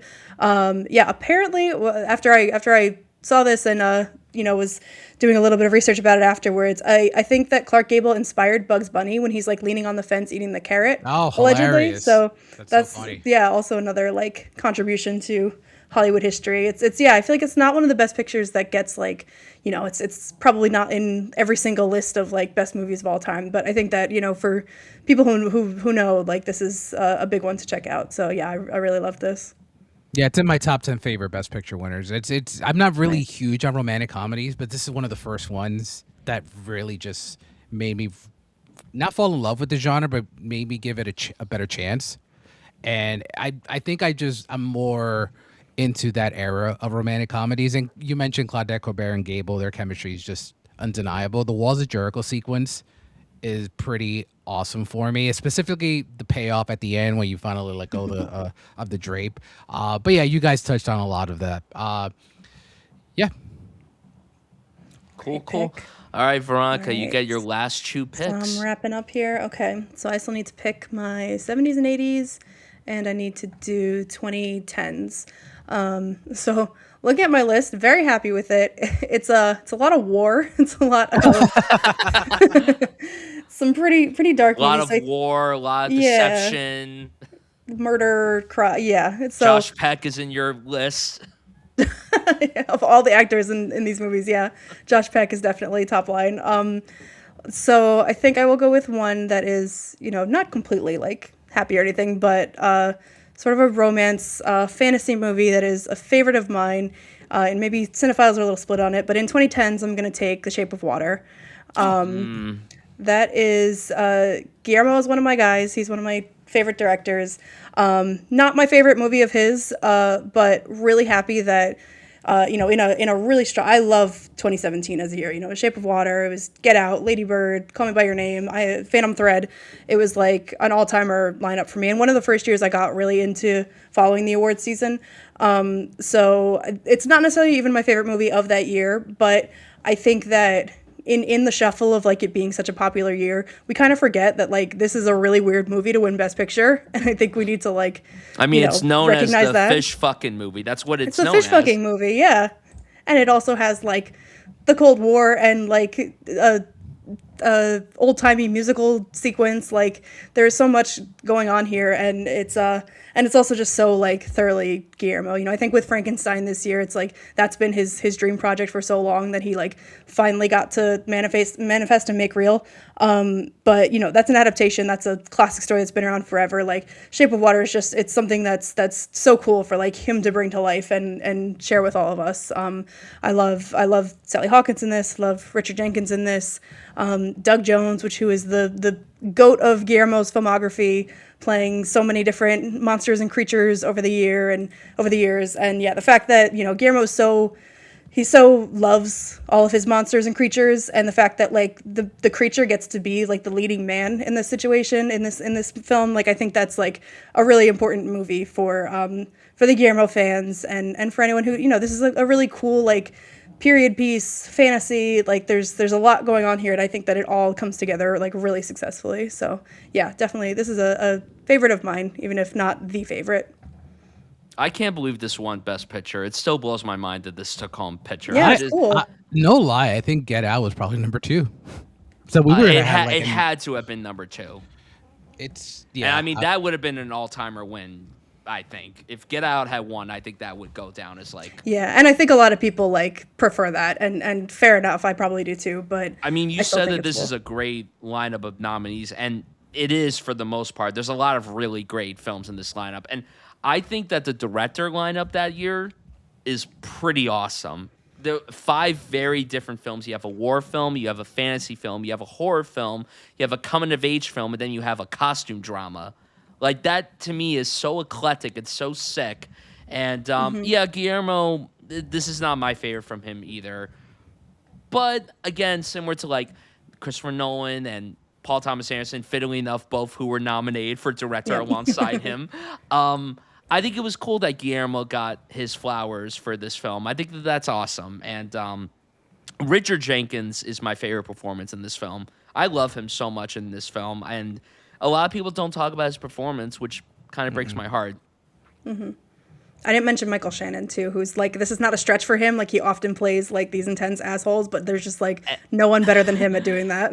and this was one of 3 Best Picture nominees starring Michael Stuhlbarg. Yes, yeah, that was his Which year. is insane that he was What in was 3 the third? nominees. What was the Post. third? Oh, I The forgot about Post, the Call Me by Your Name, Post. yeah. I forgot about the Post. Yeah, I love Del Toro like uses his monsters to like give a voice to the voiceless. I've always looked at his movies as kind of just like giving those that don't have a voice in society something to say. Totally, yeah. Yeah, and like you guys said, The Shape of Water, I like the movie quite a bit, but it's not something that not one that I go back to very often. But it kind of reminds me of The Departed in a way. Like it got a beloved filmmaker his Oscar, so you kind of have to have a elevated level of respect for the win, just on the fact that on the merit of it got Del Toro his Oscar, and ever since then, it kind of gave the Academy permission to you're gonna just keep coming back, like, and he just does not stop coming back, and that's great. Seeing Del Toro, someone that really truly loves movies at the Oscars every time he has a film come out, is a great thing for us cinephiles. Yes. Yeah, and he still makes his own weird, quirky Guillermo shit. Like, I don't think he's Totally. conformed at all, and he didn't have to conform at all with this one to win Best Picture. So, like, that's just really cool to see. What's your favorite Del Toro? You said you're a Del Toro fan. Pan's Labyrinth Same is here. number 1. Same. Yeah. Same. That's his magnum opus. Yeah. And if anyone hasn't seen Kronos, please see Kronos. Kronos It's is such great. a Great, badass yes. debut. Kronos is great.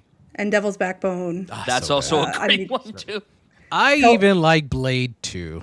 I have not seen Blade 2. I've always wanted to because he directed it and everything. I'll be real with you. My Good, least yeah. favorite movie of his is not a movie I dislike, but it's just happens to be my least favorite. I don't like Crimson Peak that much. I think I'm it's not a Crimson Peak guy either, even though it has my wife Jessica Chastain. in it. beautiful, cute costumes. Looks great. I get it, but I love it. One day it's I'll get just- there. I think that's a just film got the that I think I card. need to sit down and rewatch. I've only seen it once. I haven't seen it since it came out. I bought it on 4K when Arrow released a 4K of it. Just said like, all right, I'm gonna give this another shot. I'm sure it And, looks awesome on 4K. yeah, as with every Yeah. Del Toro Yeah. movie. It's his attention to detail, and my dad's a huge Guillermo fan. Like he, showed me all of his movies and got me into it and stuff. And he has so many of his movies on Blu-ray and stuff. And we love listening to the commentaries. He is so good at giving a commentary because he can, he's funny. First of all, he's just like a joy to listen to. But he is so detailed in the color schemes for each character and to show different, like the production design. Every single movie is just completely, everything is so considered and detailed, but also has a lot of heart. He's not like a clinical filmmaker by any means. Like it's extremely warm, and I just absolutely love his taste and his eye. It's so good.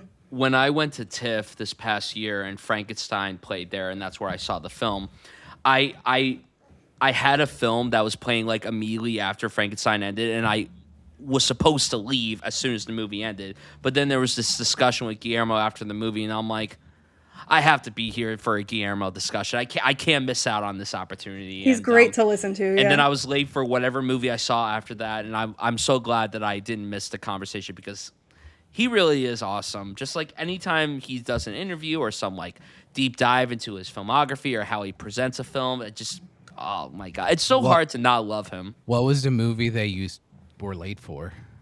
I don't remember. I'm too lazy to go on my That just letterbox. shows Wasn't that shows you made the right decision. I'm trying to think. Oh, it was The Ballad of a Small Player, which sucked ass. Oh, You made the right absolutely decision. not You worth made the it. right decision. I mean, I made it just before the movie began, but I had to like rush in, and Colin Farrell was on stage like speaking beforehand.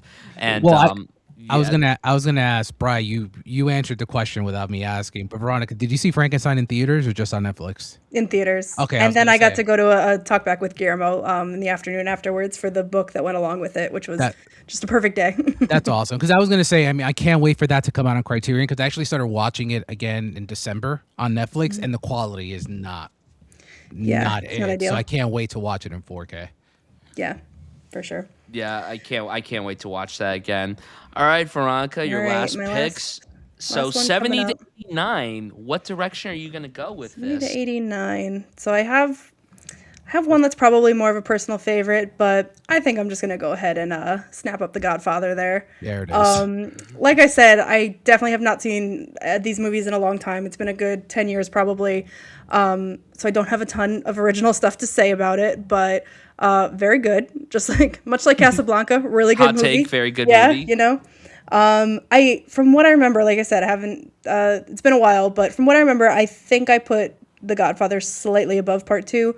I just remember enjoying the opening scene. I remember the banter between the brothers and everything, like that kind of dynamic. I remember just like really locking into. But so yeah, I would put this slightly above. I personally, and just my own personal like recollection, I really love Terms of Endearment, so that would maybe be more of a personal pick. But yeah, the Godfather's The Godfather, so I'm pretty happy with that. It's the God. I did not care for The Godfather. One of the greatest memes ever. Just Peter Is that- Griffin that's saying from he never Family Guy, cared. right? Yeah. It insists upon itself. It insists upon itself. Is that better than? Are you watching The Godfather from Issa Rae and Barbie? Are you watching The Godfather? I've never felt more seen in that moment. I'm like, oh man, I really am that guy. And I do explain that movie to friends when I watch it for the first time. I'm like, I just need to shut up more. I remember when I saw Barbie for the first time, and I saw it here in Jersey.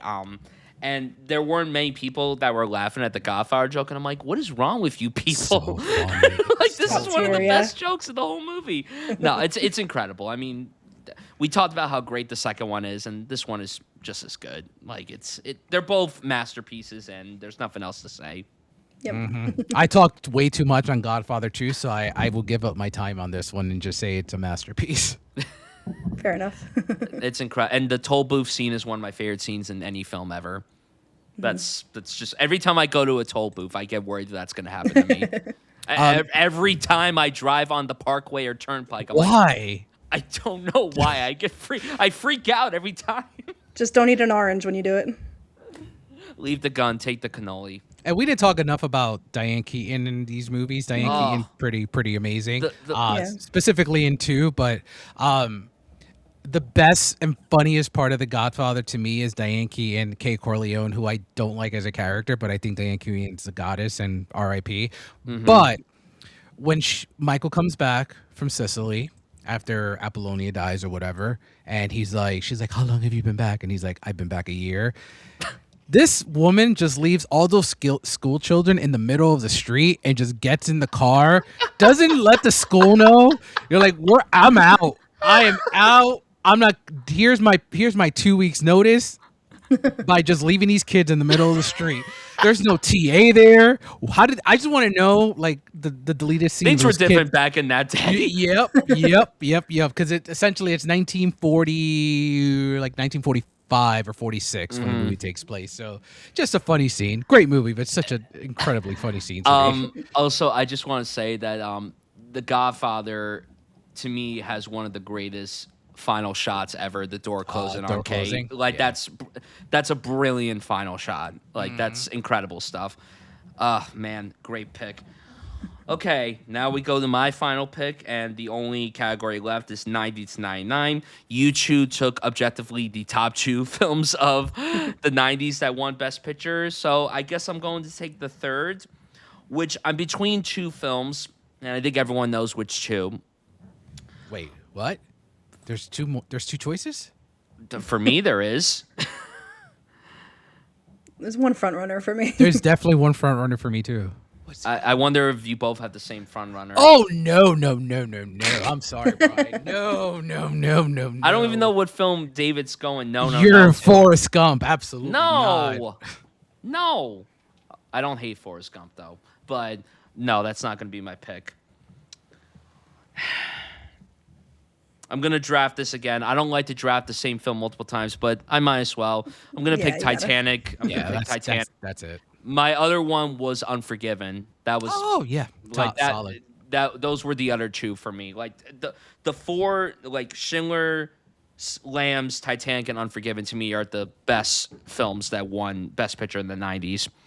I mean, what else is there to say about Titanic? It's a cinematic achievement. Again, the fact that a big blockbuster like this was a critical darling, it made a bajillion dollars, and then it won 11 Oscars.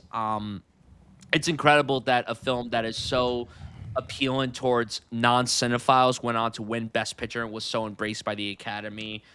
It's one of my favorite films of all time. It's my favorite film from James Cameron, although Terminator is close. Terminator 2, specifically. I heard a big gasp. I don't know. I assume that was not from me. Veronica. But although I think constantly about James Cameron's Aquaman that doesn't exist. I love the callback to Entourage.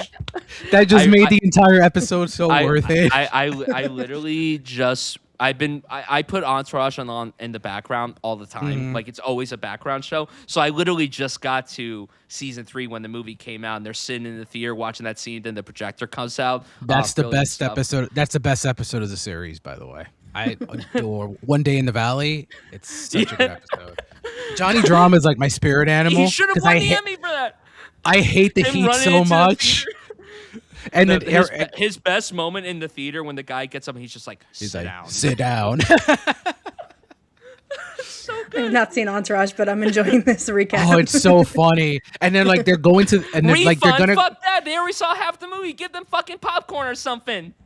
They're going to the valley to watch Aquaman, and one of the characters is like drama. He's like keep packing this like giant like what is it, like a container of like just waters and ice, and then one of the characters is like, drama, you're going to the valley, not the Sahara, and it's the line delivery that's so funny.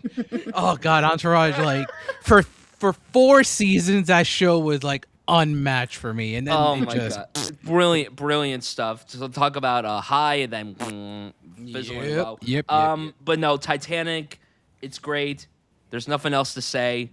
It's a wonderful film. My favorite story of all time is when this movie came out in December 97. My mom was with my dad, and they were visiting my grandparents who lived in Florida at the time, and my mom was 7 months pregnant with me. So I like to pretend that this is the first film that I ever watched in my life. Your first movie. My first movie. So yeah, Titanic is great. I mean, there's nothing else to say. Yeah, good movie. Yeah, good movie. I didn't love it at first, but now it took actually watching it on the big screen.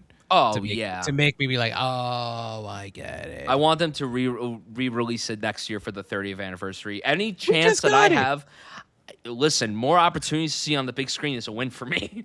Mm-hmm. Yeah, seeing it in IMAX really did it. Yeah, I'm pretty sure I've always watched it on my 3D ever for me. Oh yeah, I think I've always seen it on my family's DVD, where like you have to flip it halfway through. I'll top you and show my age. I had the double VHS.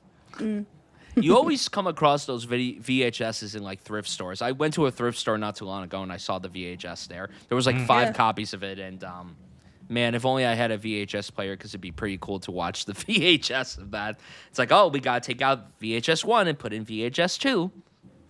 So yeah, masterful film. Glad I won picture. Although I would have been happy if Good Will Hunting won too. That was also nominated that year. Or L.A. Confidential. I would have been happy if that won as well. So I guess I'll make the final pick in the draft. I am going 2020 to 2025. I'm going to go with Everything Everywhere All at Once. A surprising movie that I loved because I loathe with every fiber of my being, Swiss Army Man. Damn. I hate that movie so much. I didn't like it either, and I loved everything Oh my everywhere. god! I like Swiss Army Man, but Everything Everywhere is better. So the funny story for me on actually watching this movie was I got an invite for a press screening during South by. I declined it, and then as soon as the reviews came out and it premiered at South by, a friend of mine saw it at the first press screening and texted me right after, and she was like, "Dude, watch it immediately. This is not that." So I saw it, and it's the best multiverse movie of probably the last maybe ever. Yes. And there's been a lot. It's such and this was not the only one that came out. No, in 2022. that's why I bring it up. It's just an interesting parallel to what Marvel was doing in that era and what Everything Everywhere all at once does. Obviously the dynamics of family and all that stuff, but what really touched me was the whole relationship dynamics. And I always point at one specific scene, and I think you guys know where I'm going. It's towards the end of the movie where Ki Kwan is basically like, if I just lived in a world where all we did was taxes together, I'd be like the happiest person ever or whatever. Laundry and taxes, yeah. Like laundry and taxes. That's kind of broke my heart in the nicest, sweetest way. One of my favorite Oscar wins too was a lot of great Oscar wins that year. Jamie Lee Michelle Curtis. Yeoh. Yeah. So fun fact, I went on a podcast. I went on 2 podcasts 2 weeks before the Oscars, and I said she was going to win the Oscar. And I've never been I was never invited back, but I did get an apology.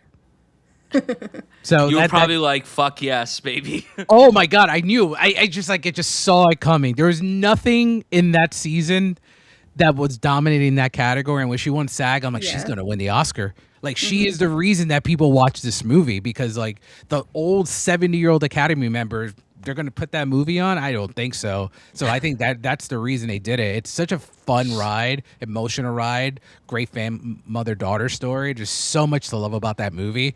And yeah, I think it's an interesting winner because it gets a lot of, as with social media, it gets a lot of hate for no reason nowadays, but I think it's an excellent film and an excellent winner. I think it's an incredible winner. It was my second favorite film of that year. I really loved how it was able to balance all these tones and emotions. The fact that it was this very wacky multiverse story, but then at its core, it was a story about family, particularly the mother-daughter dynamic between Michelle Yeoh and Stephanie Hsu. I really loved that dynamic. I love that Michelle Yeoh won an Oscar for this. I think Ki Kwan's speech is so wonderful. Never in my life did I think that Data from the Goonies would win an Oscar. I never thought that in my life. Short Round would win an Oscar. I did not think that Short Round would have an Oscar before Harrison Ford. I didn't think that would ever happen. But hey, all power to him. And yeah, I didn't think that the guys who made Swiss Army Man would go on to become Oscar-winning filmmakers. That just never blew my mind. And when people early on in that year were predicting this to be like an Oscar player, I'm like, there's no way. There's just no way that this is going to happen. The Fabelmans is going to be the Oscar favorite. It didn't end up winning any Oscars it was nominated for. And Everything Everywhere cleaned up. It won 3 of the 4 acting prizes. It won a whole bunch of below the line. It won a whole bunch above the line. Every acting winner that year was an A24 film, which is pretty crazy. I think that's pretty insane. But I do love the movie, and I have a crazy experience of when I saw the movie. So I went to go see it opening night, but the Thursday night, my theater's power shut off about 45 minutes into the movie, and there was no power for about 45 minutes. So I'm sitting in this theater. I'm like, oh, man, I hope that the movie starts back up because I'm really loving what I'm seeing so far. And then it did, and yeah, it's a great film. And the people that just don't like this, listen, it's not my favorite film that was nominated for Picture that year, but I think it's such an awesome winner. And I mean, yesterday it was just announced, time of recording, that Ryan Gosling will be starring in the Daniels' next film, and that's awesome. Yeah. That's pretty sick. So yeah, this is a great film. I love it. I don't. The haters just they need to go touch grass. Yeah, I do love this movie. It wasn't my favorite. Banshees of Inisherin was my favorite that year, and I do think that Jamie Lee Curtis has Carrie Condon's Oscar. That should be hers. But other than that, I really love this movie. Yeah, like you're saying, especially with Marvel first and foremost, but like multiverse storytelling was just like everywhere. And I think that it's such a smart use of it, the way that, it's I think we've talked about this before, how like Marvel just it didn't get creative enough with that in terms of, what, like their other universes, like what can that look like? And Everything Everywhere is so creative in the presentation of it, in the way that can just like, that feeling like you have some sort of void in your life, and like the idea of exploring like what could be different if you had made different choices, and like where would that leave you? Does it look much better on the outside, but really, you're still that same broken person inside? Like, what does that mean for your relationships? And then just so inventive with comedy, with the action, everything. It just feels really practical. It feels like old school filmmaking in a lot of ways. I think that, and again, I'm sorry to hate on Jamie Lee Curtis. I don't hate her, but I think that Stephanie Hsu gives like an even better supporting performance. 100%. I would have preferred her win for sure. So yeah, it was a great role for her. Michelle Yeoh, like kind of just a accumulation of everything that she's great at, with the action and with that sort of character. Like she's a really like prickly, tough character to deal with when, she's very hard on her daughter. She's, got this sort of difficult marriage and everything. And so yeah, I think it's a movie that we sort of just like chalk up to like something that's feel good, but like it's got some thorniness in it that I think is really well handled, and it does manage to be sort of inspirational and heartwarming, but there's a lot there to parse through. Yeah, agreed. All right, that's it. So that's it. Let's recap our teams. David, would you like to go first? Sure. Love my team. So 27 to 69, The Apartment. 70 to 89, Godfather Part 2. 90 to 99, Silence of the Lambs. 2000 to 2009, The Departed. 2010 to 2019, Parasite. And 2020 to 26 or 25, Everything Everywhere All at Once. To recap my team, I'm going out of order. I'm just going by what I wrote on the doc. For 2000 to 09, I drafted Lord of the Rings: Return of the King. For 70 to 89, Amadeus. For 2010 to 19, Moonlight. For 2020 to 25, One Battle After Another. For 1927 to 69, It Happened One Night. And 1990 to 99, Titanic. All right, let's see if I can put mine in order. Can I do math? For 27 to 69, I have Casablanca. For the 70s and 80s, The Godfather. For the 90s, Schindler's List. 2000s, No Country for Old Men. 2010s, The Shape of Water. And for 2020 to 2025, Oppenheimer. Who do we think is going to win this? These are all very good teams. They're all good, yeah. They're all really good teams. Some absolute classics everywhere. Not a Green Book in sight, not a Crash in sight. Like, good job, guys. Good job. I think we did well. Excellent. I think we did excellent indeed. Does anyone have any honorable mentions? Well, I said for that first period, which is the largest one, I had a top 6, and 3 of them were drafted, so that's pretty good. My other 3 would have been Rebecca, Marty, and West Side Story. And then let's see, for other ones, I already said Terms of Endearment. I had One Flew Over the Cuckoo's Nest too for that period. 90s, I do like Forrest Gump. That's just sort of an always favorite. I know it was the Oscar villain that year with Pulp Fiction and everything, which is totally fair, but I think I do Shawshank like should it. have won. I think Pulp should have won. That too. Yeah. I think it's the best year overall. Because if anyone's never... Have you guys seen Quiz Show? No, Oh, it's yeah. been on my Love watch Quiz list for Show. years. Quiz Show It's been on is- my watch list Ray forever. Fiennes. He could've won Yes, that he's too. so good in that movie too. Oh, yeah. You got to see Quiz Show, Brian. And then what was the other one? It was Four Weddings and a Funeral? That's the weak spot. Like, that's literally I haven't like seen that. the I can't only believe that that's a one. Best Picture nominee. That's insane. Let's see, other years. Brian, I'm sure Chicago is on your list too. I know you're a fan It of is that. an honorable mention, yes. 2010s, I like Birdman and I like Spotlight. Had that. And then the 2020s, I had like a solid like 3 tiers. It was like Oppenheimer and One Battle, then Everything Everywhere and Anora. I would both put pretty equal. And then Yeah. Nomadland and Coda. I both like the movies, but probably a little bit overrated as a Best Picture win. So Yeah. that was mine. My same exact tier for that era. Yeah. What about you, David? Any honorable mentions? Let me see. So, Lawrence of Arabia, duh. West Side Story was mentioned. Listen, despite whatever reputation it had, I think Gone with the Wind is actually amazing. It's a great movie. Let me see what else. 1970s. No, I think those are my big ones. Once I got, I kind of honestly strategized to not have multiple picks per decade. Like The Godfather and Godfather 2 are my only two picks I had for the 70s. Because I'm not huge on Cuckoo's Nest, to be honest. Amadeus was my Foreman pick there. But yeah, those are the only ones that I had listed here.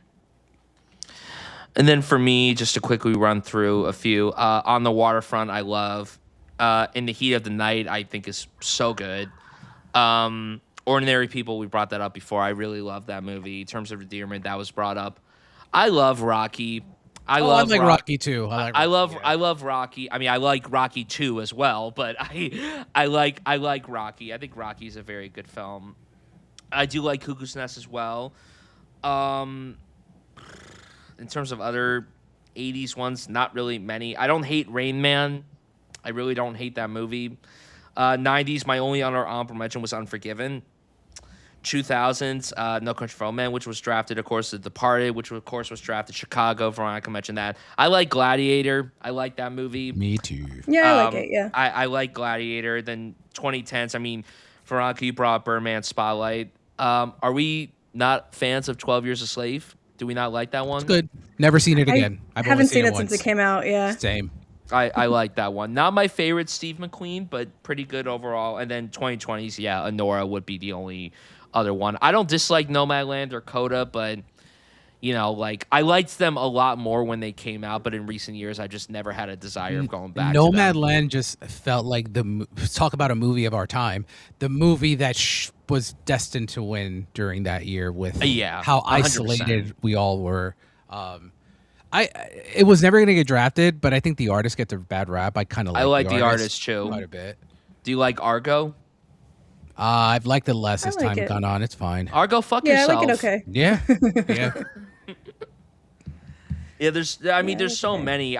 We gotta do a Best Pictures Losers draft at some point. Please bring me back for that. We have to repeat that because we had 98 films to choose from today. With that, it's like 1,000 films. So it's I mentioned Gone with the Wind. Look at that 39 lineup, and you'll be like, "Holy Wizard of Oz, baby!" Mm-hmm. Oh God, crazy. So many. But yeah, I think that's it. That covers it. Yeah, that concludes our Best Picture winners draft. Be sure to vote on our Twitter and Instagram. And with that is a wrap on today's episode of Some Like It Real. Thank you all for joining us for this movie draft. If you're interested in following along our journey, you can find me on Twitter, Instagram, and Letterboxd at Bryan Setfield. And you can find me on Twitter and Instagram at Vero Albarella and on Letterboxd at Alba_real_A. And thank you to David for joining us today. David, where could the listeners find you? Thank you for having me once again. You can find me on Letterboxd, Twitter, and Instagram under The Cinematic Reel. And you can find my work at thecinematicreel.com. And if you're on Rotten Tomatoes, you can find my work on there as well. Go give David a follow. Links will be in the description. And you can follow the show on all socials at Some Like It Real, as well as on YouTube at Some Like It Real. Be sure to subscribe and share it around and tune in every Monday for a new episode of Some Like It Real on podcast platforms. We'll see you next time.